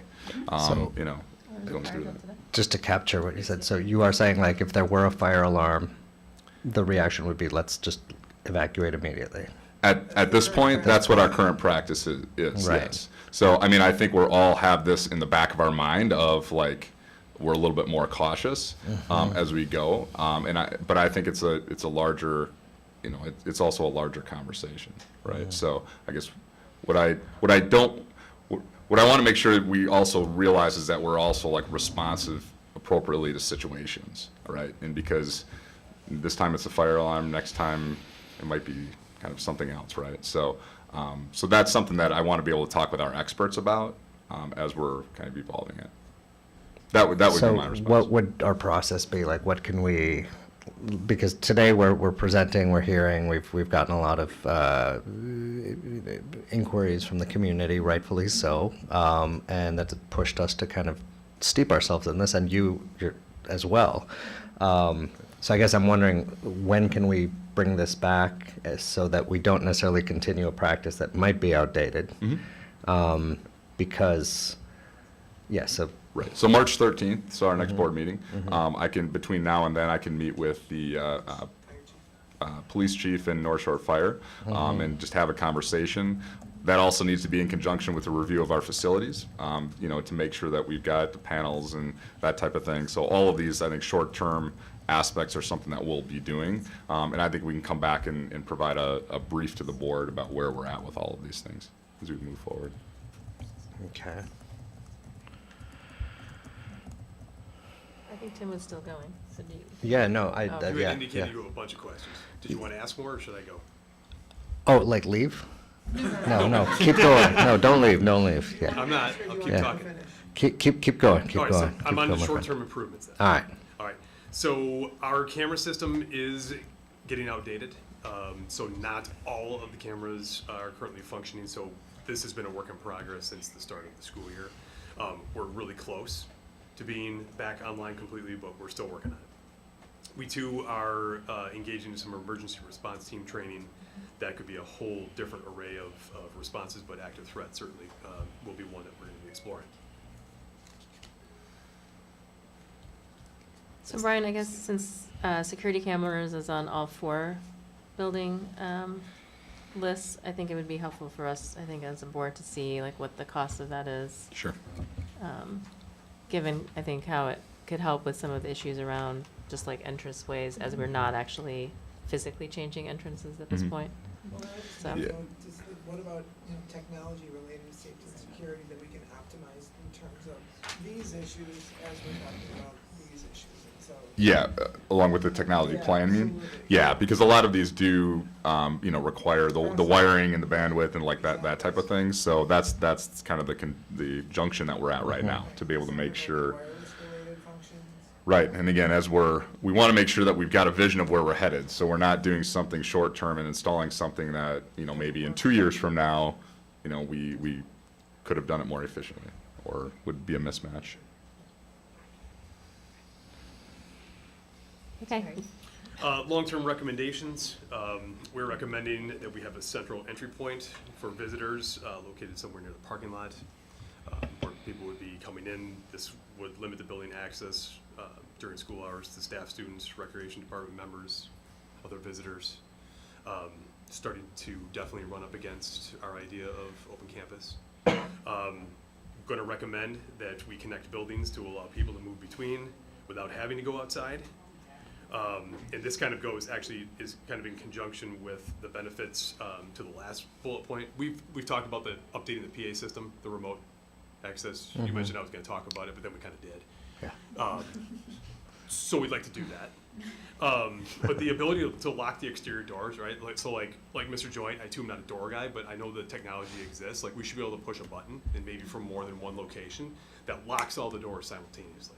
Okay, but in our open campus setting, my concern would be if we lock all the doors simultaneously, exactly how many people are we locking outside of our buildings by doing that? Hence the recommendation that we make it an option for people to not have to go outside. So Tim, I mean, in order for us to, I mean, if we connect the buildings and we make everyone come in through, you know, the new front door, I mean, we would still have to sort of change how we're using the buildings, right? I mean, we wouldn't be able to have, you know, community members coming in to walk down a hallway to get to the pool necessarily. We'd have to somehow divide that, split that off somehow. Correct. That entrance, and I mean, we're talking about a pretty substantial change in order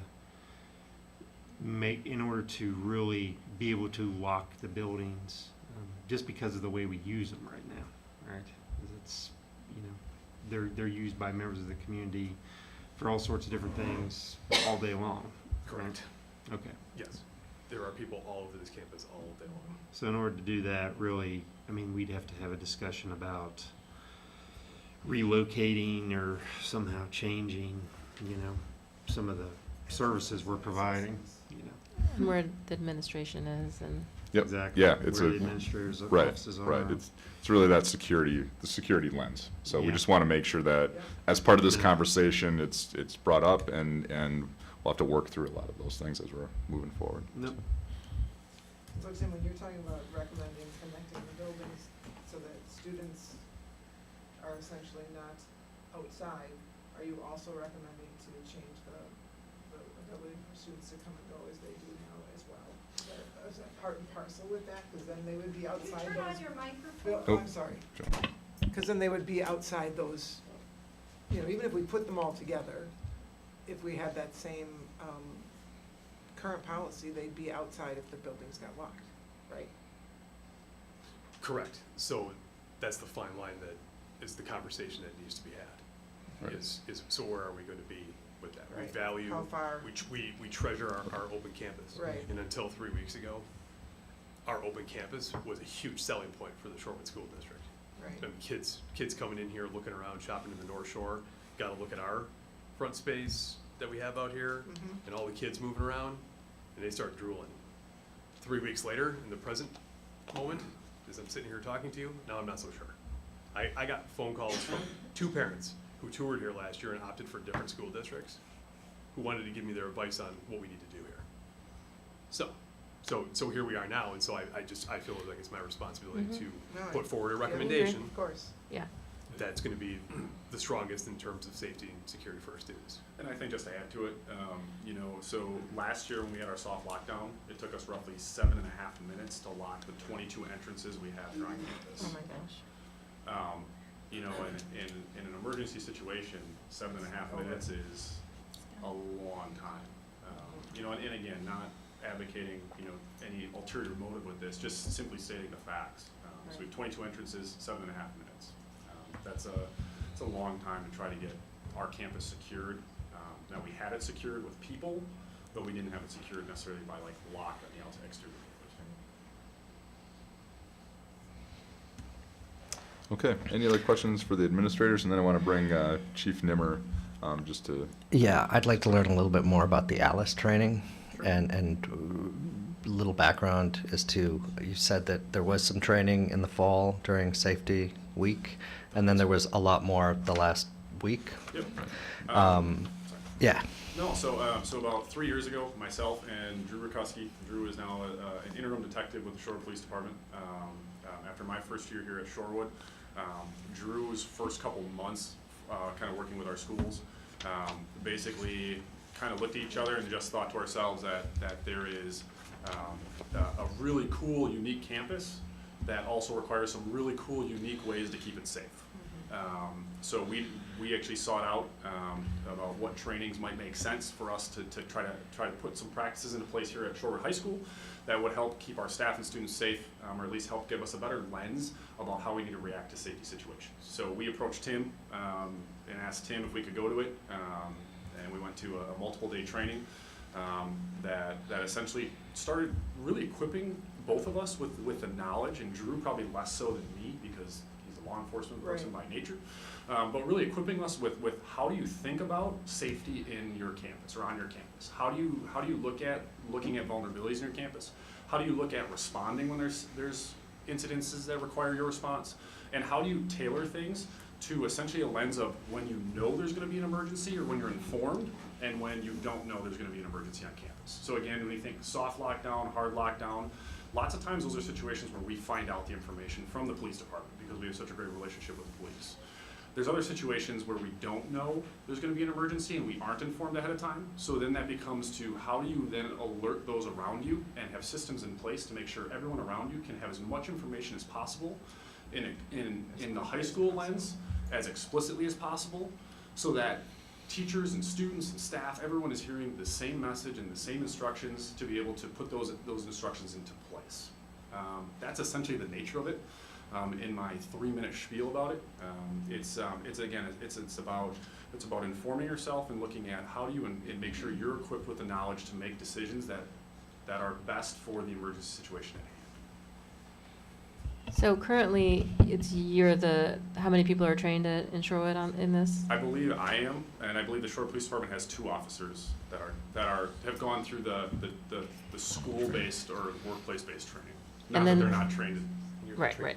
And it's and I'm actually a certified instructor. So you're trained. So the idea is that we would train additional personnel at each of the buildings, and you would do the training. So what I would say is kind of these guys have talked. So because our buildings are unique, each building is similar but requires a little bit more unique security plan and emergency plan for that building that have a lot of similarities, but again, SIS is very different than the high school campus. So simply just taking what we've put into place from this and saying, oh, Mike, this will work perfectly, isn't going to be an apples to apples comparison. So I would say that at least the building leadership at each building should go through it and check it out and be able to put into place a plan that makes sense for their building.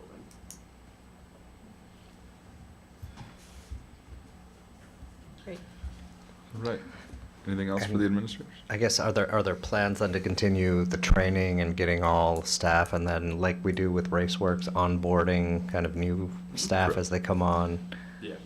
Okay. Absolutely. So what we've done at the high school is every year we take part of our back to school building time and we dedicate it to safety because most of our onboarding and new teachers are like, this open campus is sweet and this open campus is scary. Like at the same time, because most of them are coming from environments where like there's 4 doors that they have to go through to get into the building and show an ID and this and that, and all of a sudden it's not that. So there's a lot of onboarding and talking about what our responses are going to look like. Here's what our practices are, and like I said, every year we go through. It's usually about 2-3 hours of a staff meeting. We're not all together because I can't talk for that long, nor can Tim. But the notion is but the notion is to go through and update everyone, including our returning staff and our new staff, and then really just have a dialogue. Like we have some really smart people in this building, so let's talk. Like, what are we missing? What are people thinking? And let's update accordingly to make sure everybody's involved in that process. We also, for many years, had an SRO, and we haven't for a while because of staffing issues at the police department. Are we any closer to resolving that? So that's a conversation that the chief and I have had. I think that's also a conversation like amongst the board that we would need to revisit just from our previous conversations this year. So currently I think they're still a little bit short, is my understanding. So I think probably later this spring we should have a conversation at the board about kind of roles and make sure that we're clear on that responsibility, with the hope that in summer going into next year that, you know, given the board's blessing and the parameters that would be assigned, that we could potentially move forward with that. Yeah, I mean, in my experience, it was a person that provided a valuable relationship to the students and to the teachers and served a very unique role, and it was very beneficial. And again, it's another set of eyes on campus and a person who knows the community, and I can't imagine it wouldn't be valuable, regardless of what we do. And then one last question, Joe, regarding the ALICE training. I'm not entirely clear. Do students, how is this information shared with students? Are they trained or talked to, or is this more when this happens, you listen to the adults and you? Yeah, so this is where we get to the uniqueness of the campuses, right? So you're not going to tell a kindergartner, like, right. Hey, so here's what's going to happen, scare the living daylights out of them. At the same time, like I've told all the buildings this week, is we have some of the smartest 17 and 18-year-olds in the state who have looked at me and looked at our teachers and been like, hey, just so you're aware, if something happens here on campus, like, I'm out of here. Like, I'm not sticking around. Like they're just using their head and their instincts to what's going on around them. So what we've asked is we ask every year that when we do our lockdown drill in the fall, is we ask our teachers to just have a conversation with their students in their classroom about what would this look like in the event there was an active threat here on campus, and just kind of talking through that. As far as formally training them and going into the deep end, and really we have not done a formal training with students, nor at this point are there any plans to do that. Our focus has largely been on the staff, and then students need to listen to the adult with them, and collectively you guys are going to make a call for what's best for your safety. Is there any thought on them having them check in, I guess, just so at some point, you know, after an incident, need to do account for everyone, where they are. If they all sort of, which may be a good thing, if they all just sort of leave of their own volition, and, you know, to get to safety, I mean, how do we reconcile, you know, who's where at that point, which would seem to be easier on the elementary side and so forth. I have a very morbid answer. I know that generally speaking, we'd much rather be looking for a kid that we know is alive and there versus waiting for him here, or finding the alternative here. What they typically recommend and what they tell you is that no student has ever gone missing as a result of an active threat situation, that they will be found. Biggest thing is the safety aspect. Get away from campus, get as far away. Let's worry about finding everyone once we get everyone safe. Okay. Survive. And again, and we would alert out kind of a reunion place. Exactly, yes. My guess is what would happen here, I know for my kids, is they would run home. Right. Like, you know, they would be home. So that'll be a process that we work through. I know there's also some apps that are out there that could be like check-in apps that we can look at as part of our protocol too, where kids could check in just remotely with their phones.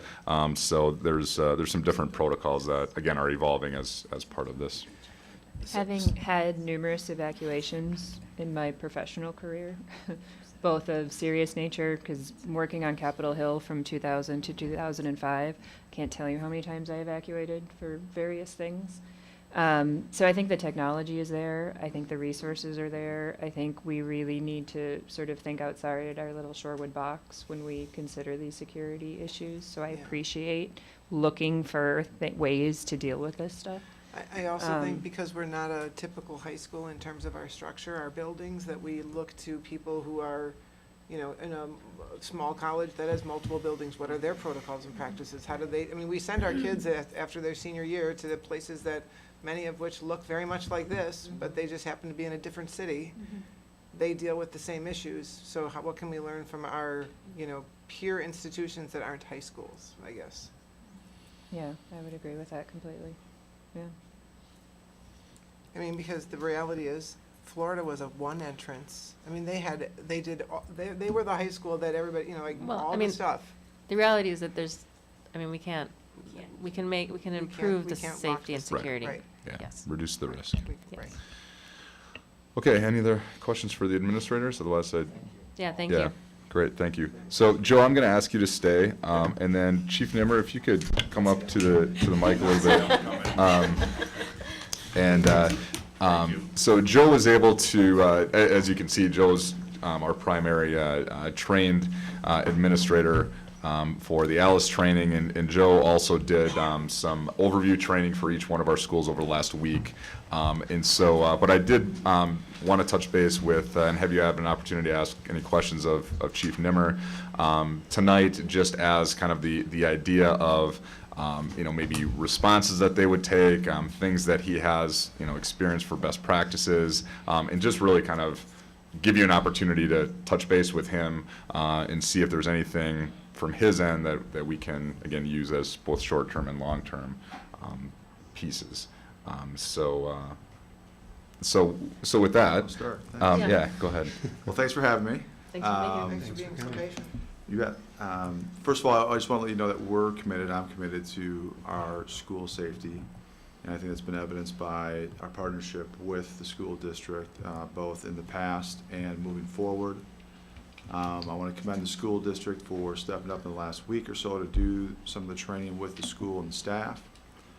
And in addition to what the school and police department have done collectively, on our end, we are discussing our protocols and reinforcing our response to these types of situations. All of our officers are trained in what's called ALERT, which is similar to ALICE, but the ALICE is more of a school-based. ALERT is our response, the police response to an active shooter. It stands for Advanced Law Enforcement Rapid Response Training. And so all our officers have gone through that. We've also trained with the North Shore Fire Department and rescue task forces. So we did that about a year and a half ago over the summer at Cardinal Stritch College. So we've trained with them in these types of scenarios as well. Our officers in the next couple weeks will be going through all the schools. I've worked with Dr. Davis on that. They have been through the schools periodically throughout their career. I think it's very important that they get refamiliarized with the schools. And so they're going to meet with the principals and go through all the schools and just walking through. I'll collect any information that they have, that they observe, and they'll give me their feedback. I'll be going through all the schools as well and providing feedback to Dr. Davis as far as what we see as recommendations. But that being said, what I've seen here and from the principals is very close to what we would recommend as far as some of the physical changes, doors and windows and those types of things. You mentioned fire alarms. Certainly that is an issue. I want to point out that we are now responding to all fire alarms within the school district. So anytime there's a fire alarm, our officers will be dispatched to the school as well, along with the fire department, as a precaution. I think those are conversations that need to be had. That being said, that is a drastic change from protocol, one that needs to be worked through, and so that everybody's comfortable on that respect.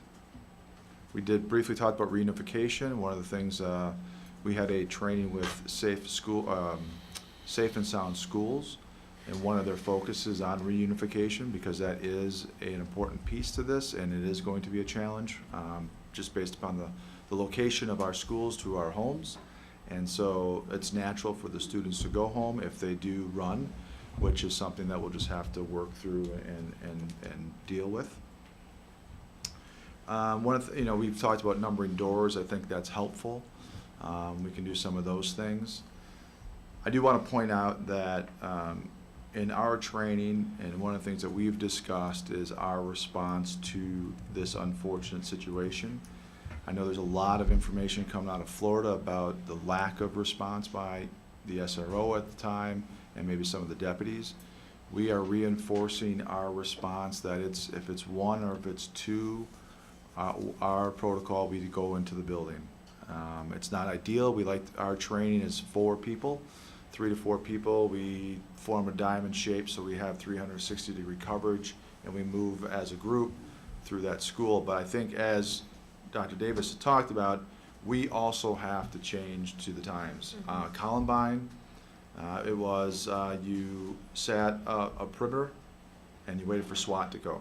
Okay, that changed. Columbine changed the police response. I think Florida's going to change the police response again, and that police response is, if it's you, you're going alone, and that's what the expectation is from the community. So I think as these change, we have to change and we have to adapt. And so those are the conversations that we are having internally, and I want to make sure that our officers understand that you're not waiting. You got to go. That's what you signed up for. That's what the community expects. That being said, we're very close, and so we will have a full response if something should happen. Those are my thoughts and some of the things that we're doing. I will take any of your questions that you might have. Thanks a lot for coming tonight, first of all.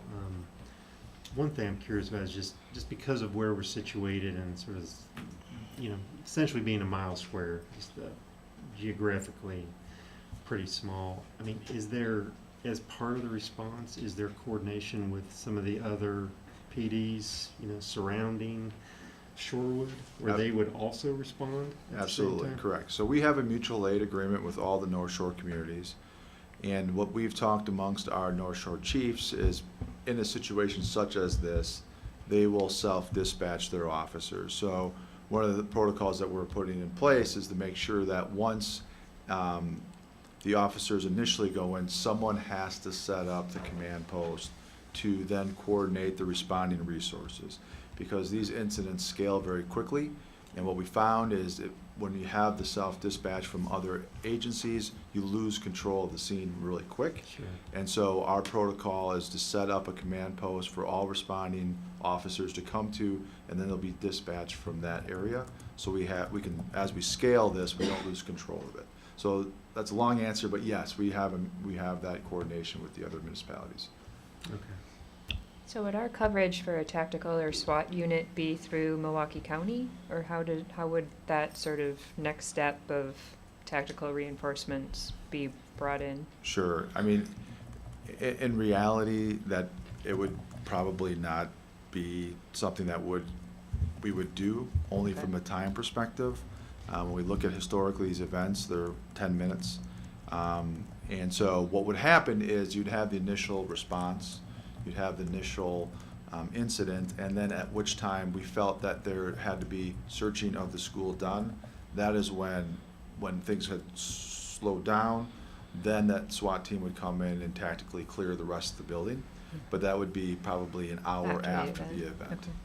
And do your officers, are they trained in, I don't want to say hostage negotiation, but many times that's what the training comes out as, right? Trying to de-escalate a situation. Should it be that someone's on campus, perhaps not shooting yet, but in a state of mind that could lead to that? Are any of your officers trained in that sort of work?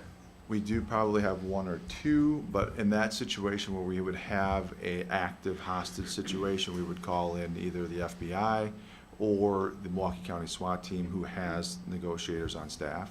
Well, and I'm thinking less, and perhaps, God forbid, we have a hostage, a classroom hostage or Right. something like that. I'm just thinking of someone who is agitated or who's on campus or who is, has the potential to escalate into something more. That if if police are called, that officers have that ability to sort of talk them down versus, Oh, yes. Yes, we've all. escalating it further, I Yes. guess you could say. Verbal judo, we call it. There you go. That's a So, better way to, yeah. yes, we've all been trained in that. And I will tell you, our officers do a very good job of using words, right? And especially in a smaller community, that's what they do. We use our words, and we emphasize that the just talking to somebody sometimes just resolves the issue. And so that is definitely an emphasis that we have. Verbal judo, I like that much better than hostage. Sorry, I was thinking, I'm Right. thinking more tactically. So. The range of possibilities. Yes. How, again, it's unfortunate conversation in some ways, but as far as like medical care or a medical response, I mean, how is all that sort of coordinated? I mean, is that coming from your team, or how does that happen? So we have, a year and a half ago or 2 years ago, we did it's called the Rescue Task Forces, RTF, and that is a group of officers and North Shore Fire, Okay. and they will go in together. And so we trained at Cardinal Stritch a couple of years ago with that, so the fire department and us have that coordinated effort, because in the past, firemen would only go in or rescue personnel would only go in when the scene is safe. Secure. And so we had to adapt, and so one of the adjustments we made was working with the firemen to be their security as they moved into a scene to take care of those that were wounded.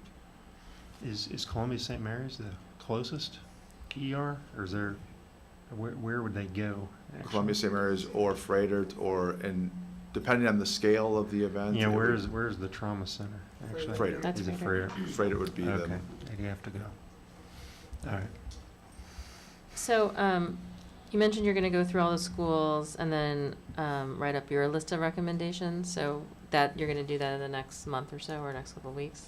Correct, I'll work with Dr. Davis on that. Yeah. Okay, Yeah, and so then you'll bring that back to the board and, Yeah, so the plan is to be able to do it over the next couple of weeks. If we're able to stay on that schedule, then again, I can come back on the 13th of March, just give you an update, and again, of some of the other things that we were able to look at too, so. Well, in Peru, just for what it's worth, we've been working with the PD2 on just looking at like building access. So think of key cards, right? So we get into a lockdown situation or a situation where they need to get in and the doors are locked, right? So right now they do have access, but what we're working on right now with Chief is to get an access card in every squad car versus just 2 or 3 centrally located at the station. So again, we're thinking in updating our practices, updating our access, in a great relationship with the PD about how we can make sure that we're in communication and helping each other out while preparing or thinking of what we might need in the worst case scenario. and this actually is probably a question for you, Brian, but it's come up, actually, it came up at a meeting that we were both at. So if there is a person that you consider, you've seen things they've written, or that you're worried about them being a threat, and you're a parent, what should you do with that information? Yeah, so contact somebody. So certainly we can contact the police department. You can contact the school administrator. I think we had a good response to that, unfortunately, last week when there was Facebook posts that came up. So really just an adult at the building. It really can be anybody. depending on the level of the threat, again, if it's an immediate threat and you feel like there's somebody that really needs to be addressed immediately, the police department is the place to go. Otherwise, it's going to be a transfer from, the principal to the police department. If you think it's, something that isn't as urgent, but something that somebody should know about, certainly that would likely be more of kind of a principal contact, or the teacher to be able to contact to the principal. Okay. So, and I think it's worth pointing out the incident last week. The coordination between our staff and the school staff at 8 o'clock at night. We were making phone calls. I was talking to the Tim Kenny that night, and within hours, with less than an hour, we had it figured out where the original threat came. So I think you should be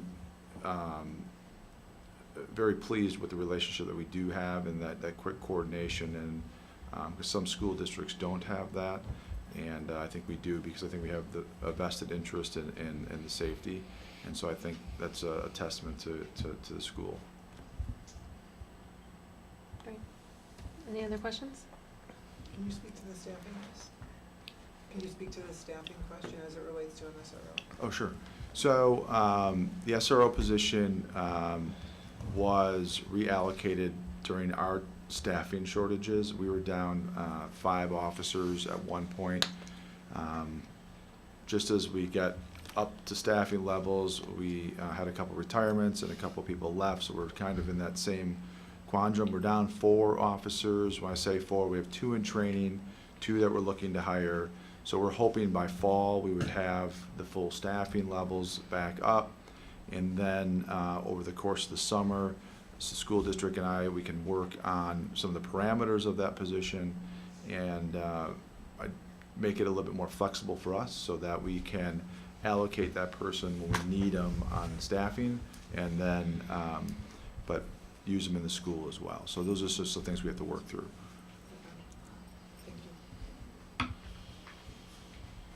Great. Okay. Well, thanks for coming tonight. I Yeah, thank appreciate you. your Appreciate continued it. support. and Thank we'll you. be in touch. Thanks, Joe.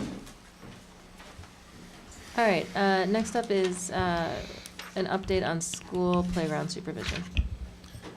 Yes, so this is something that came up, I believe, at the last board meeting. So I was able to touch base with both of the elementary school principals, and they had said that the staffing for the playground supervision has not changed from the beginning of the year, that we're continuing to use milestone support at both buildings this year. Certainly, we have a little bit of turnover in staff, but from a numbers-wise, absent a sick day or something like that, that the supervision has worked out as far as coverage-wise, pretty well, and just working through, I think, some of the issues that happen on the playground, that's been something that has been improved and has been consistent from the beginning of the year up to this point. So just want to let you know that I had checked in with the principals and gone from there. So can I ask, the supervision, like the evaluations of those supervisors is done by then the building principals? Correct, yes. Like as the regular staff? And so then, at some point, will there be an evaluation of, like, the plan for next year, or is it? Yeah, that's something that we talk about, excuse me, as part of our staffing process. And we'll talk with our Milestones colleagues to make sure that from a staffing standpoint, they're still able to do it and willing to. So we've got a very good relationship with them. And so, so we'll be doing that over the next couple months just to be able to assess that.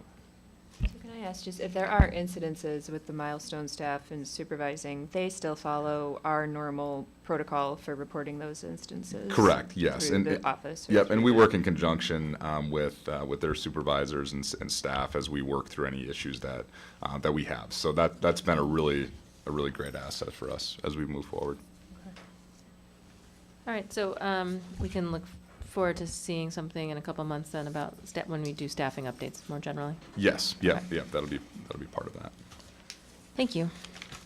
All right, superintendent's action agenda. I would take a motion. Make a motion for approval of the 2008-2009 school calendar. 18-19. Oh, 18.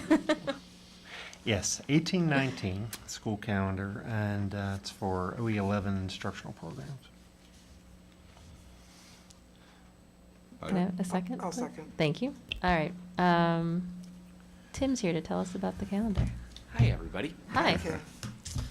As per usual, what I did with the calendar is I sat down with a resident math expert, Tim Kenny, and went through kind of the calculations of the high school times, the middle school times, as well as the elementary school times. As usual, the biggest constraint is at the high school, as 712 DPI requirements are the largest for instructional time. And so typically you start with the high school and then you work your way down, make sure that all the hours are being hit at the intermediate as well as the elementary schools. From there, I put a few things together. I meet with the calendar committee, which is a teacher from each school. They give some feedback. I bring that back to the admin team, and then we actually re-met with the calendar committee again to talk about a few things. The biggest changes that you would see from last year to this year are going to be a Wednesday early release model at SIS, and a high school graduation on June 2nd. Really kind of the constraints this year, yet again, we're starting after Labor Day, which is required by tourism law. Little zinger there. As well as if you look at winter break, it's actually longer than usual in that it starts Monday and then ends Tuesday the following week. So that ended up sucking up a lot of days. Essentially what it ends up kind of working out to is that we need about 175 student contact days at the high school, which then allocates one additional snow day as well. So if we have a cold day or something like that, we get one to work with, and then beyond that, usually what we've done is been able to put a day before Memorial Day, the Friday before Memorial Day. We weren't able to fit that one in this time. So it's a tight schedule this year.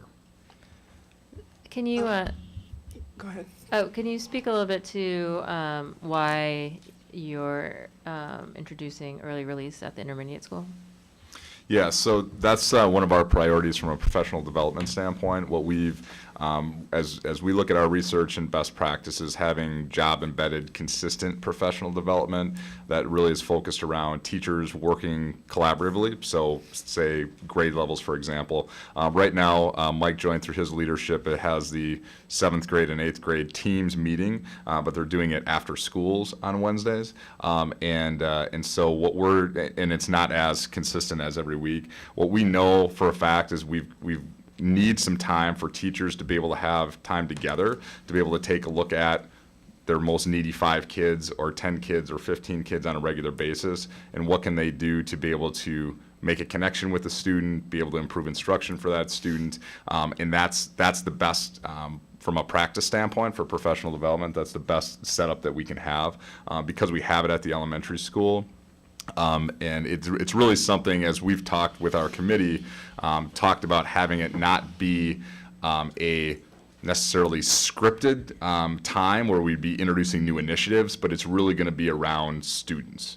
And not with students' presence, but what do we know about this student that we can catch things earlier and be able to have that time. That's one of the things from a profession standpoint that we don't do very well, is really slow down and reflect and really dig down with students. So we believe that we can capture some time that we're currently just trying to shoehorn in at the end of a day, be able to bring that back in a little bit into the day at least, and get our staff together at the intermediate school. Why are the 4 days not part of the So, early release? so that was an old, that's an old calendar. That was draft 5,992, and it should be 5,993. So if you look on the current So the one board that report, printed today that still has this is not correct?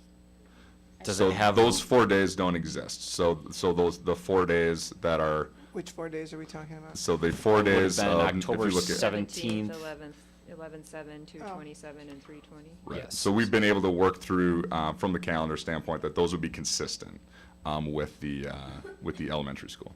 Correct. So the one that's on board reports right now, on the board agenda, that's hyperlinked in there, is the correct one. Oh, I think it's called draft B, actually, right? just as They were both draft B. Draft.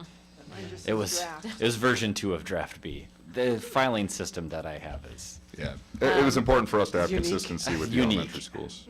So, we use a block schedule at SIS. Correct. I mean, so there's gonna be a lot of details to be worked out around that, around sports, around, so, and communication with parents. So Mhm. when would we expect to see those?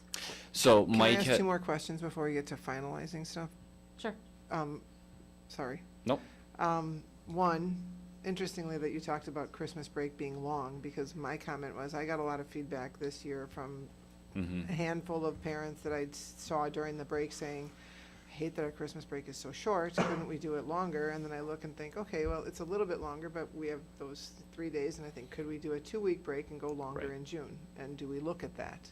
So that's one question. And then my second question is, why do we need a planning and records day 2 weeks after school starts on the 14th of September? So let me address both of those. Thank you. Yep. So there's, the conversation is ending the year on June 6th or ending the year on June 13th. When I brought that back to our teacher committee, it was pretty flexible. I can let you know Whitefish Bay is gonna end June 13th, Mequon's gonna end June 13th, Elmbrook's gonna end June 6th. Wauwatosa's gonna, I believe it's Wauwatosa, I'll double check, but they're ending June 6th. So it's a smattering of, are you lumping up a week or are you staying back a week? We certainly could move to a June 13th. The one thing I would potentially caution is it does make summer school a little bit more difficult to get prepared for. Typically, we give our teachers a week to close up shop and then reopen shop for summer school. So we would be starting summer school, if we ended on the 13th, we'd be starting summer school on June 24th, which is the last week of June.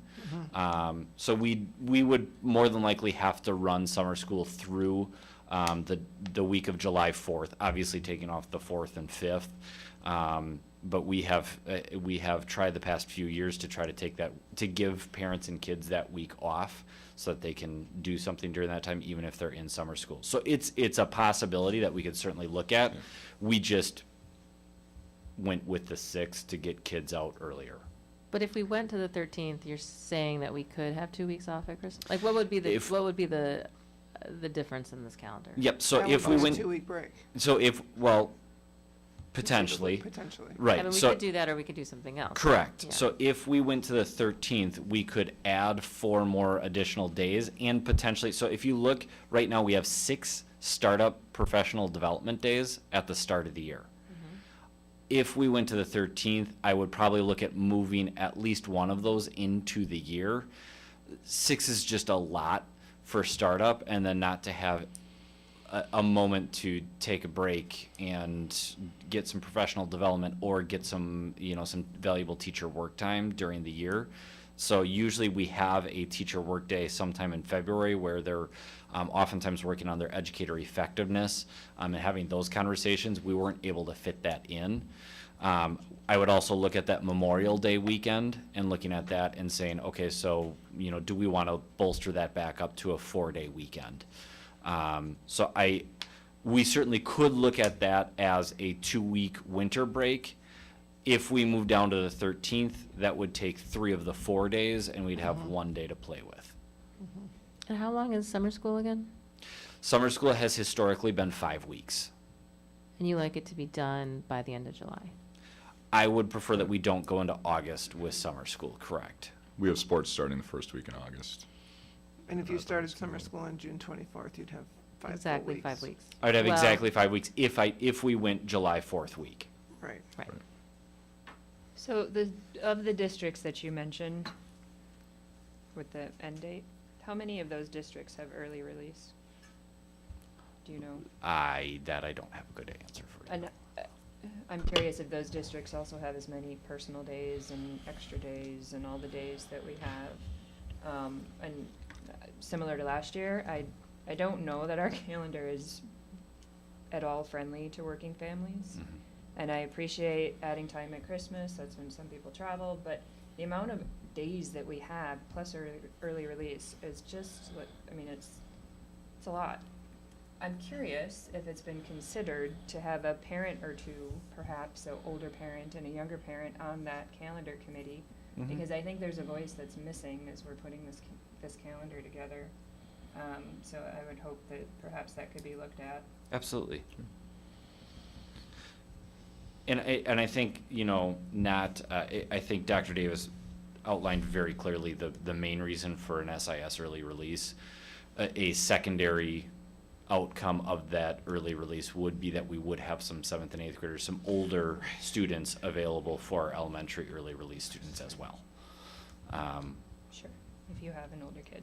Correct. Well, and I mean, one of the things we have to try and be Someday. mindful of is families that have kids at multiple schools Which when is there's true. this very differing schedule, right? If you have a middle schooler who's going to school and you have a grade schooler who's staying Who's home, it's not. much more challenging. Yep. So could you describe like how the committee or how it was you and Tim and teachers from each school? I'm just looking, I remember last year we ran into some hiccups when we had, I think it was open house here at the high school. It pushed up against Rosh Hashanah or Yom Kippur. Mhm. I forgot which one. Have we looked at, like, let's say the Jewish calendar and the holidays, and we know that many of our students will be missing those days? And I'm looking particularly at September 14th, which is the day we have for... Elementary Planning and Records Day. I did not get to that question. Gotcha. Right, but I'm wondering, in the whole scheme of things, if that couldn't be pushed to a day that we know that a lot of kids are going to be missing anyway, like maybe September 19th, I believe, is going to be a day that we're going to be absent. Some of our students. So let me do my best to answer September 14th, and if I do a bad job of answering it, I'm going to ask Amy Miller to join me and do a better job of answering it. But typically, what ends up happening is our schools have both an open house and a parent orientation at our elementary schools that both happen at night at the start of the year. So Thursday night.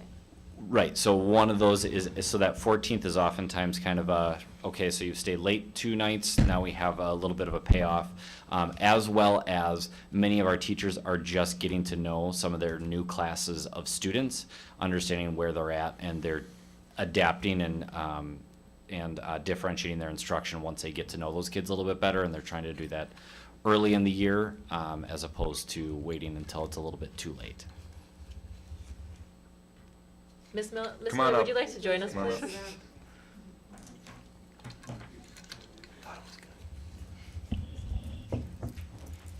Amy Miller.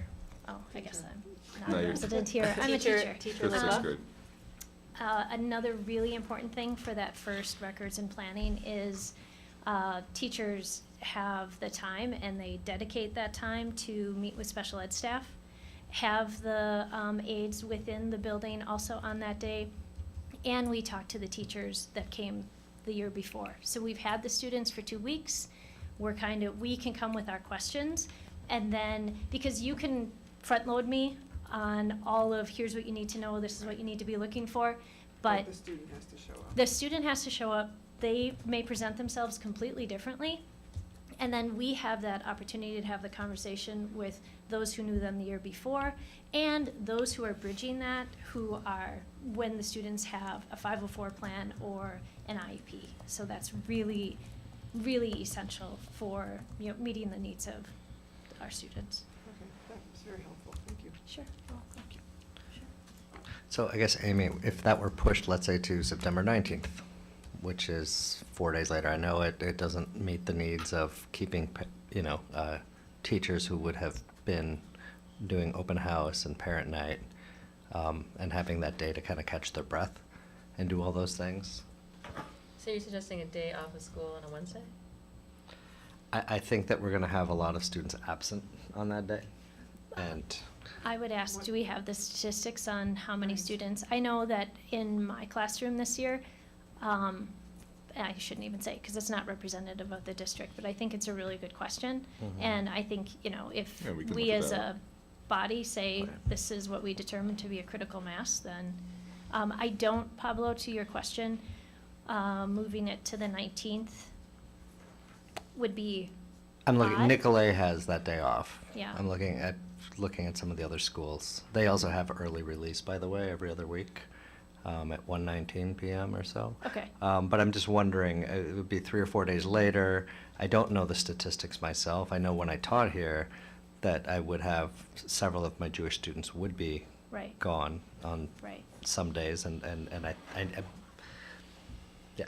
Yeah, I think it's an excellent question. I have kids every year who are out, and being intentional about that day, I think would reflect kind of honoring who our student body is. If you're asking me. So those are, I mean, those are things that we can Thank take you. back and explore. Review. Yeah. So, Thanks, Amy. going back to the early release, so currently it would be 2:15 at the elementary and 2:20 at the intermediate? Right.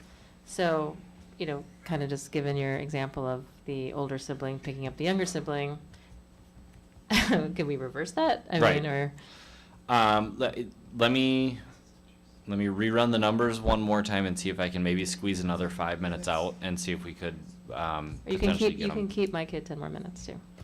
That's also fine. And she can watch everyone. No, the elementary student can stay till 2:25. I can rerun the numbers on that and see if I can. So really what that was just an hour earlier at each site. Right. And so that's where those numbers came from. Let me rerun the numbers and see if I can squeeze another 5 minutes out of each one of those. Elementary dismissal is 3:25, normal days, so. That's true. Well, So it's more than an hour. I'm just saying. And so then going back to my, question about once we have a calendar, kind of like, this sounds like there's gonna be a lot of changes at the intermediate school, and so can you talk a little bit about the plan to communicate that to parents? Yeah, so, and I know Mike has been working on a schedule already for Wednesday early release. I think we were waiting for this to happen first, and then Mike and I would sit down and plan how to communicate this and also work with the rec department on what are some Wednesday options as well. So we kind of waited on Okay. putting anything in place until we finalized it. So it'll be a communication just via email, and then if anybody has, questions or concerns, again, we want to make sure we're lining up with the rec department, similar to what we do at the elementary schools, to be able to provide. Well, there would that also be support. implications for sports, right? Or team sports, right? So, there'd be multiple Right, things that happen yep. after school, yeah. Yeah, so those are all things that we'll get together on that communication and And we outline. we did have an early release model at SIS in previous school years. Right. Okay, so, are we saying we'd like, Tim to come back with, draft, B3? 596. So just to Let's, clarify, I'm write happy to down- come back with another draft. I just want to make sure that I'm hearing what the Yes. board wants out of that draft. So, Well, one thing is looking at changing if you're gonna do the early release, to look at coordinating between those two schools so that they're kind of more complementary. Mm-hmm. Probably want to look at the 19th date. Yeah, the 19th versus the Or just the 14th. Jewish holidays. Jewish holidays in general, and there's a lot accessible online, and we also have community members that could inform us, but I wouldn't be one of those people, but We have staff members that I can. yeah, and there's stuff, online, and then also kind of looking at, Nicolay that has a sizable Jewish population, and then they do honor those Mhm. important holidays. So anything we can do to be culturally sensitive to, students, if we can tie together any existing Mhm. days off to something nearby, that would be my thought. And then I raised the question about the break, but I don't have a dog in that race, so I really don't, Coming back on the second or third is a little rough, but what? Well, go ahead. Yeah, no, go for it. No, I would say that I think, so if the way this would work is that we would, if they graduated, if our school ended on the 13th, graduation would be on the 9th? Is that correct? Would you like me to explore a 13th option? Yes, please. can do. And I don't know if all of the days have to be, the extra days have to be put into Christmas, like, I don't know, does it make sense to go back to school Why on a don't- Thursday? I have no idea. Christmas. Can I do a recommendation Yes, with the please. 13th release of what I think would be best instructionally? Yes. I can do That that. would be the best, yes. I can do Thank that. you. Okay. Okay, anything else for Tim? All right, so we have a motion and a second. Yep. So, all in favor? Aye. Wait. The motion and the second is to approve this calendar. Oh, nay. So, let me just remind everybody what the motion is currently.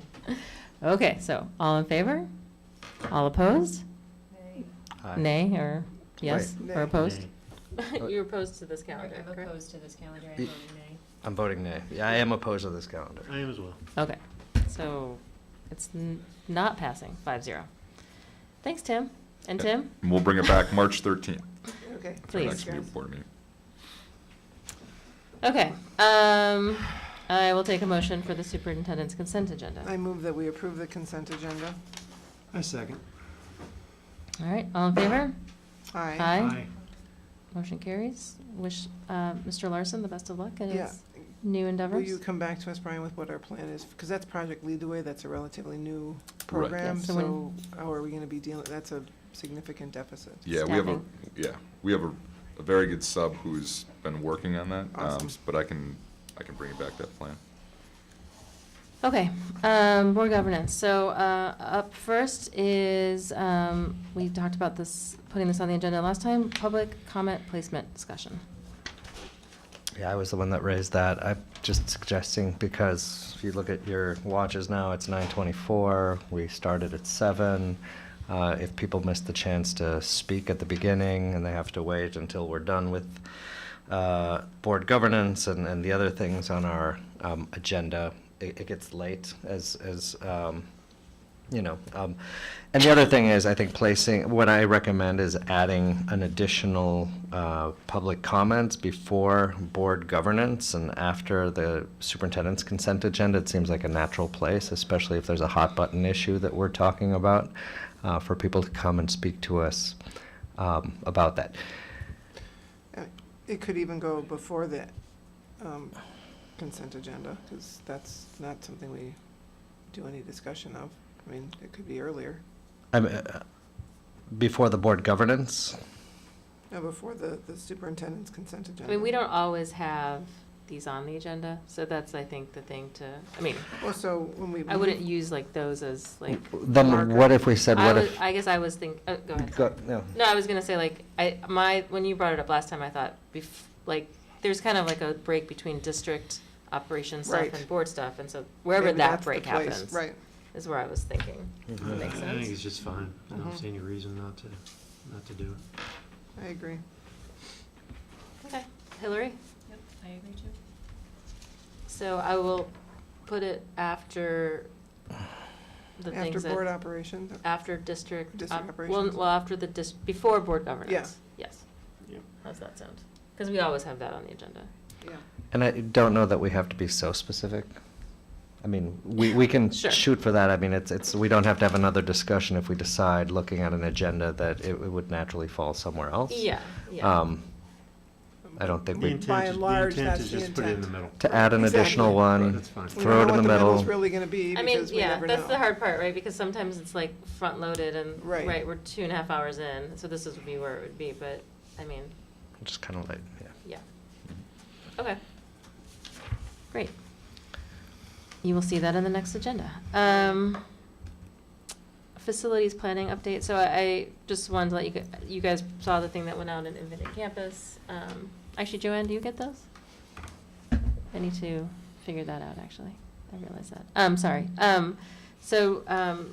Just kind of updating on where we are with the instructional vision and kind of what our next steps that we're going to do on Monday with the architects looking at space programming and kind of like preliminary drawings, so. Did we ever resolve, I mean, this is unrelated to the, well, it is but it isn't, the formatting, back to that, of how things come out in Infinite Campus. fact, the lack of formatting. I continue to get feedback on the fact that it's somewhat unreadable. So Is It that depends still- on, is that I don't know, still the that doesn't case? happen in mine.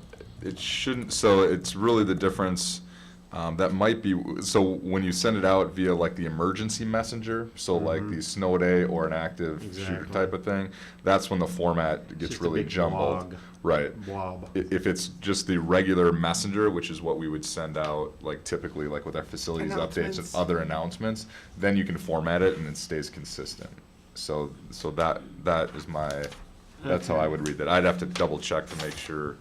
Can we that just we use the right verify one. that we're doing it the correct correct way? way, sure. Because I think, and oftentimes, I mean, we're getting a duplicate anyway because it comes in from campus, but then we've also got the mailing list, right? That, also we get something, similar from that. But it just, a minor thing, it just keeps coming up. Sure. So. Yep. Yeah, I can double check that and yeah.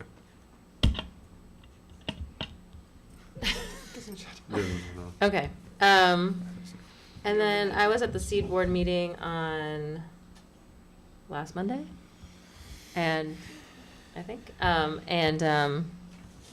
so just, I wanted to give you 2 updates. Actually, Brian spent time talking to the board members about safety and security issues. That was kind of like the questions that came up. And I think there was good questions about like what we're doing and, concerns from people in the district about kind of like how we can ensure the safest spaces for our students. So much of what came out of like today's discussion is some of the questions that they asked as well. And then the second thing is that there is the Swing for Seed event that's happening on March 10th. And so they wanted me to remind everybody that that's happening. Buy your tickets if you can go. And the online auction will open tomorrow. So you can start spending money as soon as tomorrow. I don't know, was there anything else? There wasn't any other updates really on, no, so. Okay. We have a consent agenda? I make a motion that we approve the board consent agenda. I second. Okay, all in favor? Aye. Aye. Motion carries? And thanks to Kurt for Yes. Yeah, I would just like to, I was Kurt's teacher and his brother His Tate. brother, Tate, I yeah. taught them both for 2-3 years, and I was at his funeral when he, it was wonderful, wonderful, wonderful young man who made lots of lasting friendships, and I'm still in touch with a lot of, I almost said kids from that class, but yeah, they were really, really wonderful people. So It's a beautiful sibling tribute. Yes, thank you to them. yeah.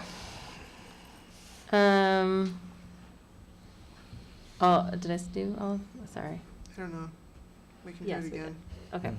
Mhm. All right, public comments. Yeah, please come.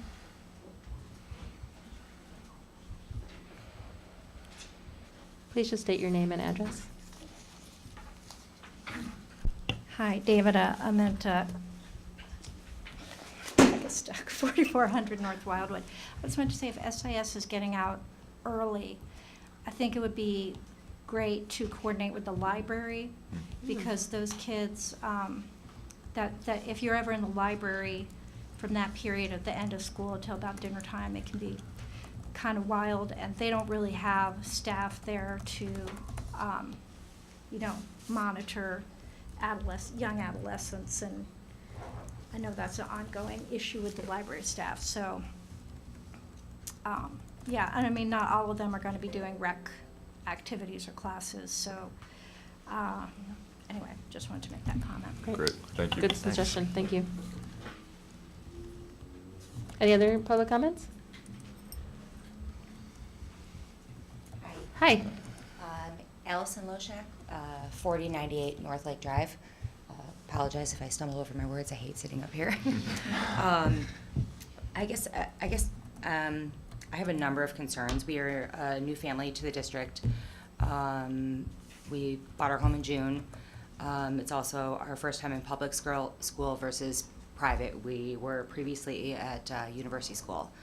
My 2nd and 5th grader currently go to Atwater. I have some questions. Unfortunately, Mrs. Russick left, but one of them is concerning safety entering Atwater School. For instance, upon entering, you ring the doorbell, and then you're buzzed in.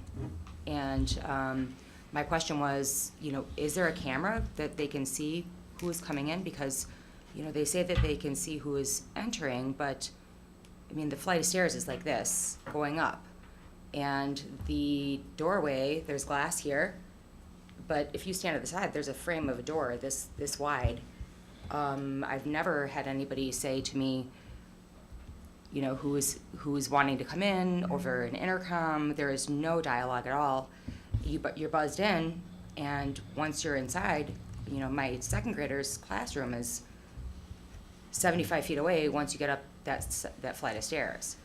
And I'm not suggesting that we have metal detectors, but even something as simple as a Ring doorbell that I have in my home, where you can, it's an app on a phone or on an iPad where you can visualize, you can see with the camera who is trying to enter the building, and you can also speak to the person to at least vet somebody somewhat before entering the building, because once they enter that building, there's no second set of locked doors. There's no security guards. There's nothing.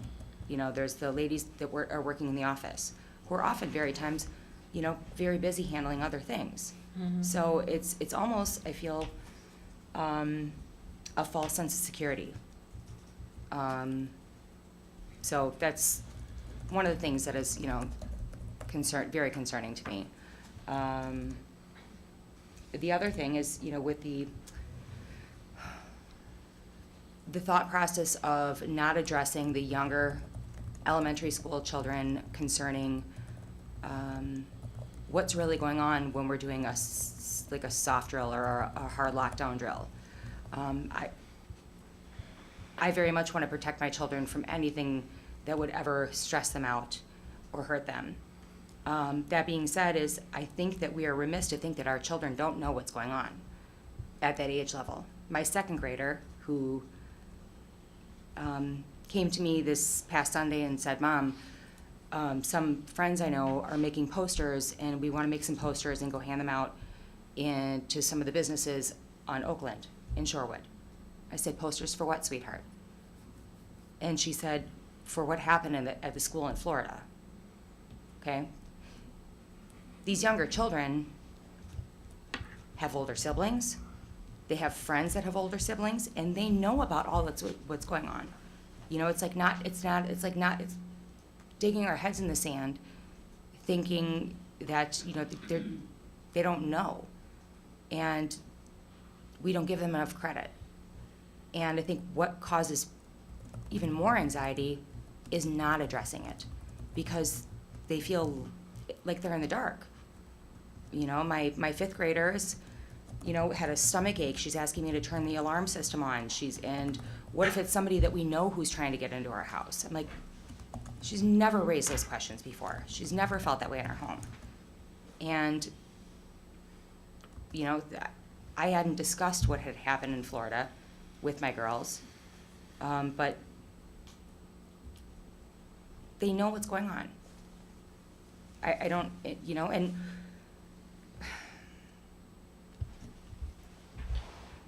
how do we prepare them? There's a gray area in between terrifying your children and not preparing them at all for, bad things happen in life. And it doesn't mean they're going to happen, but, just because we're in the Shorewood bubble doesn't mean that it couldn't happen. I really feel strongly that that's something that, who have we talked to about this? Mhm. Have we talked to psychologists about this? Outside of our school, somebody who is maybe a little bit more well-versed in what this can do. I know that with divorce and other things in children's lives, that it's not addressing these subjects, not being real with them, that causes them the most anxiety. You know, I think they're very in tune. So I guess those are my two really biggest concerns, as well as, you know, the training for the teachers. And are we going to be, is this just going to be a handful of people in each school that are trained on this? And then we're relying on them to train other people? I think that's a concern for me, because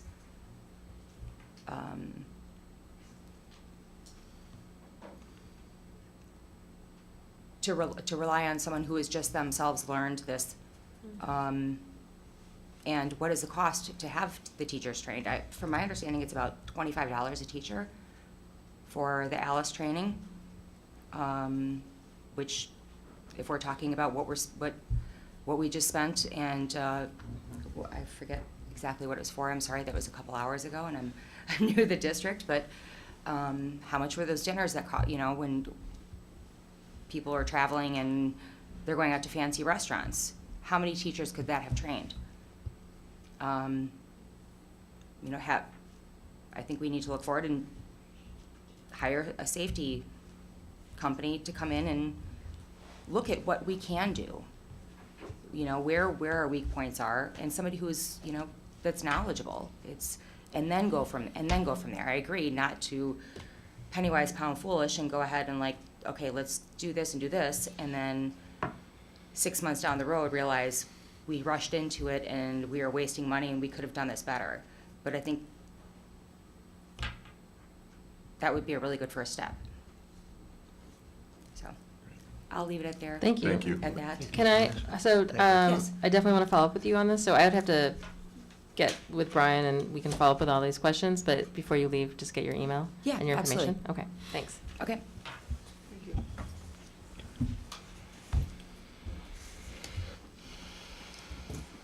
I just had a quick question. Sure. Lynette Brockman, 4050 Downer. Okay, so when they were talking about the ALICE training,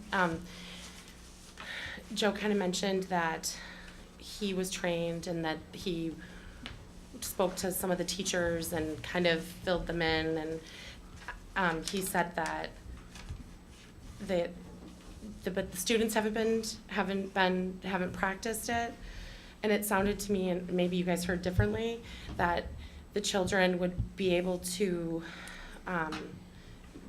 maybe not have to be put through practice, because that's kind of what I heard. Wouldn't have to be put through practice as long as the teachers and the staff knew exactly what they were supposed to do or how it was supposed to be handled. And I could be wrong, but that's kind of what I thought he said. And I can't imagine that that's not how it's supposed to work, first of all, through the company that does it. The kids are supposed to practice it and keep practicing it and understand exactly what the teachers are, you know, have gone through, and like they teach them that. The training that she was talking about, it actually is the most it would be per teacher is $24.99, but it, depending on how many teachers you have go through the training, it's actually can be like as much as $5.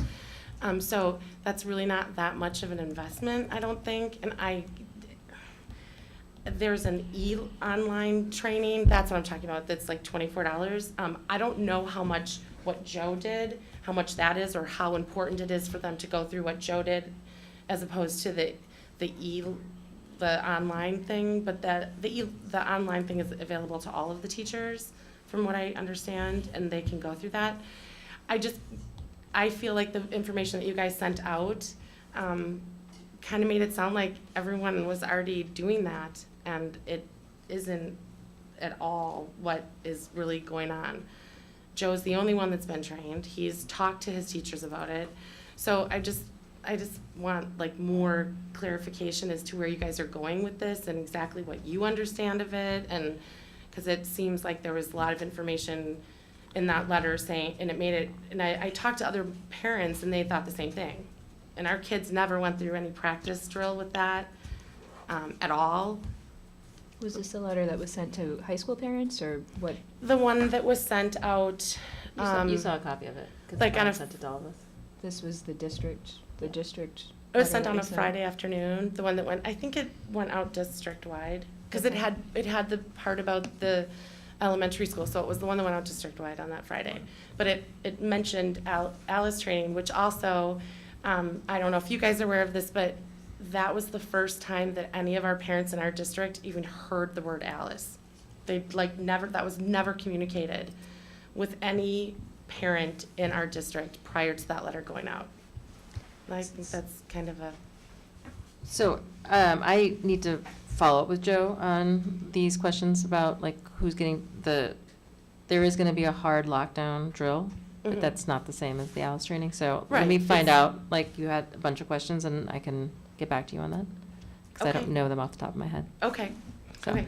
And I guess since we can address this since it was on the agenda today, but my own thought, I almost called you Alice, sorry. I think I'll person. Lynette, no, I should know your name for, English beat reasons, right? Okay. But my initial thought when we talked was, yeah, we should put everything out front and make it very explicit and let parents know we're doing X, Y, and Z. The hard thing is containing where is that boundary and how much do you let out. The more I've been reading and learning about this, I think the real benefit is for the people inside the building that are tasked with protecting our children, for them to know. But I don't necessarily think that, and that doesn't address your question about training the kids, but it does address your statement about why don't parents know this? And I don't know this for a fact that this is why it hasn't been shared with everyone, but I don't know what the value would be of having everyone outside of the building know what kind of training the people who are tasked with They're our protecting our children. kids. I mean, why wouldn't we want to know exactly what your thoughts are, what you're doing with our children while they're here? I mean, that doesn't make, My thought is, why would we let everybody outside of the building know how we're planning on defending and protecting kids in the building when the likely attacker would be oh, outside so of the you're building? questioning why the letter went out on Friday that said that we were doing Alice training. You're questioning why that went out then? Because it did say it in that. It did. It did. So Right. you're questioning that also then? I guess you Yeah. have the same question to whoever sent the letter out Right, then. but I'm just conversing with you. I know, I'm just saying, Yeah. I'm just saying, I just And- wanted to be clear. Right, your initial, I don't think that Alice training gives someone, I don't think I think all schools are kind of going toward active shooter training because the data's there and the shooters are inside the schools. And when you look at the data from the FBI, that's where they're at. They're not outside of the perimeter. They're not shooting through windows. So I think that, I don't know that we're really. Well, I giving- think, and I think, like I said, yeah. let me find out what the plan is, and then we can kind of discuss. Okay, So, well, I did, this isn't new information to you, though, because this is something that I talked to you about when I spoke to you 2 weeks ago. So I would love for you to get back to me. 'cause well, you didn't ask me haven't these been. questions. I did ask you questions about this, about safety drills, and you seemed to think that we weren't going to be doing. We are doing, more and we for- are. At that time, so. But we talked about that in this Okay, meeting. so I would love for you to get back to me. I will. Because Thank I you. haven't gotten anything back about that. So. Okay, thank you. Okay, okay, thanks.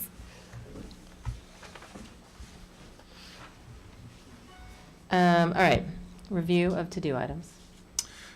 So I have a meeting coming up, or will have a meeting coming up with the North Shore Fire Department and the police chief, just to talk about the nuances with the situations with the fire drill and active shooter and working through those protocols to make sure that we're all three on the same page.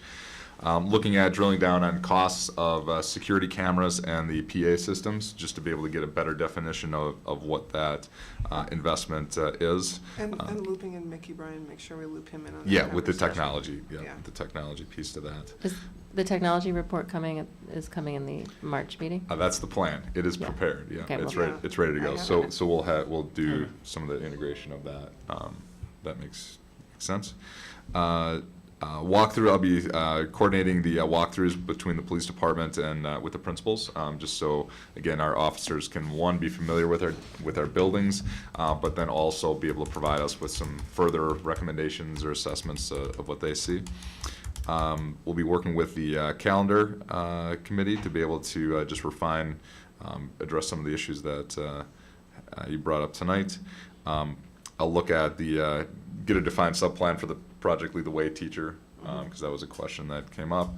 And then also look into formatting of Infinite Campus, emergency messages versus regular messages, just to make sure that the formatting is, as I think it is that is the issue as we move forward. So I will be back on March 13th. Thank you. And provide you with that. Thank you. All right, and then future agenda items? Is there anything you guys want me to add to our long agenda for March? We only have one meeting in March, don't forget. So, that look of happiness on Joanne's face. Yes, so. I mean, do we want to bring up a discussion on the coherent governance model and where we were and why we've decided to really, cut back on? I mean, we could either bring it to a board meeting. I think she was asking for you to respond to that email. Okay. So. Which, yeah. Okay. Okay, anything else on, no? We're thinking, okay, well, we'll see. I'll let you know if there's any other issues that come up when we organize the March agenda. All right, we're in recess. I need a 2-minute break before we leave.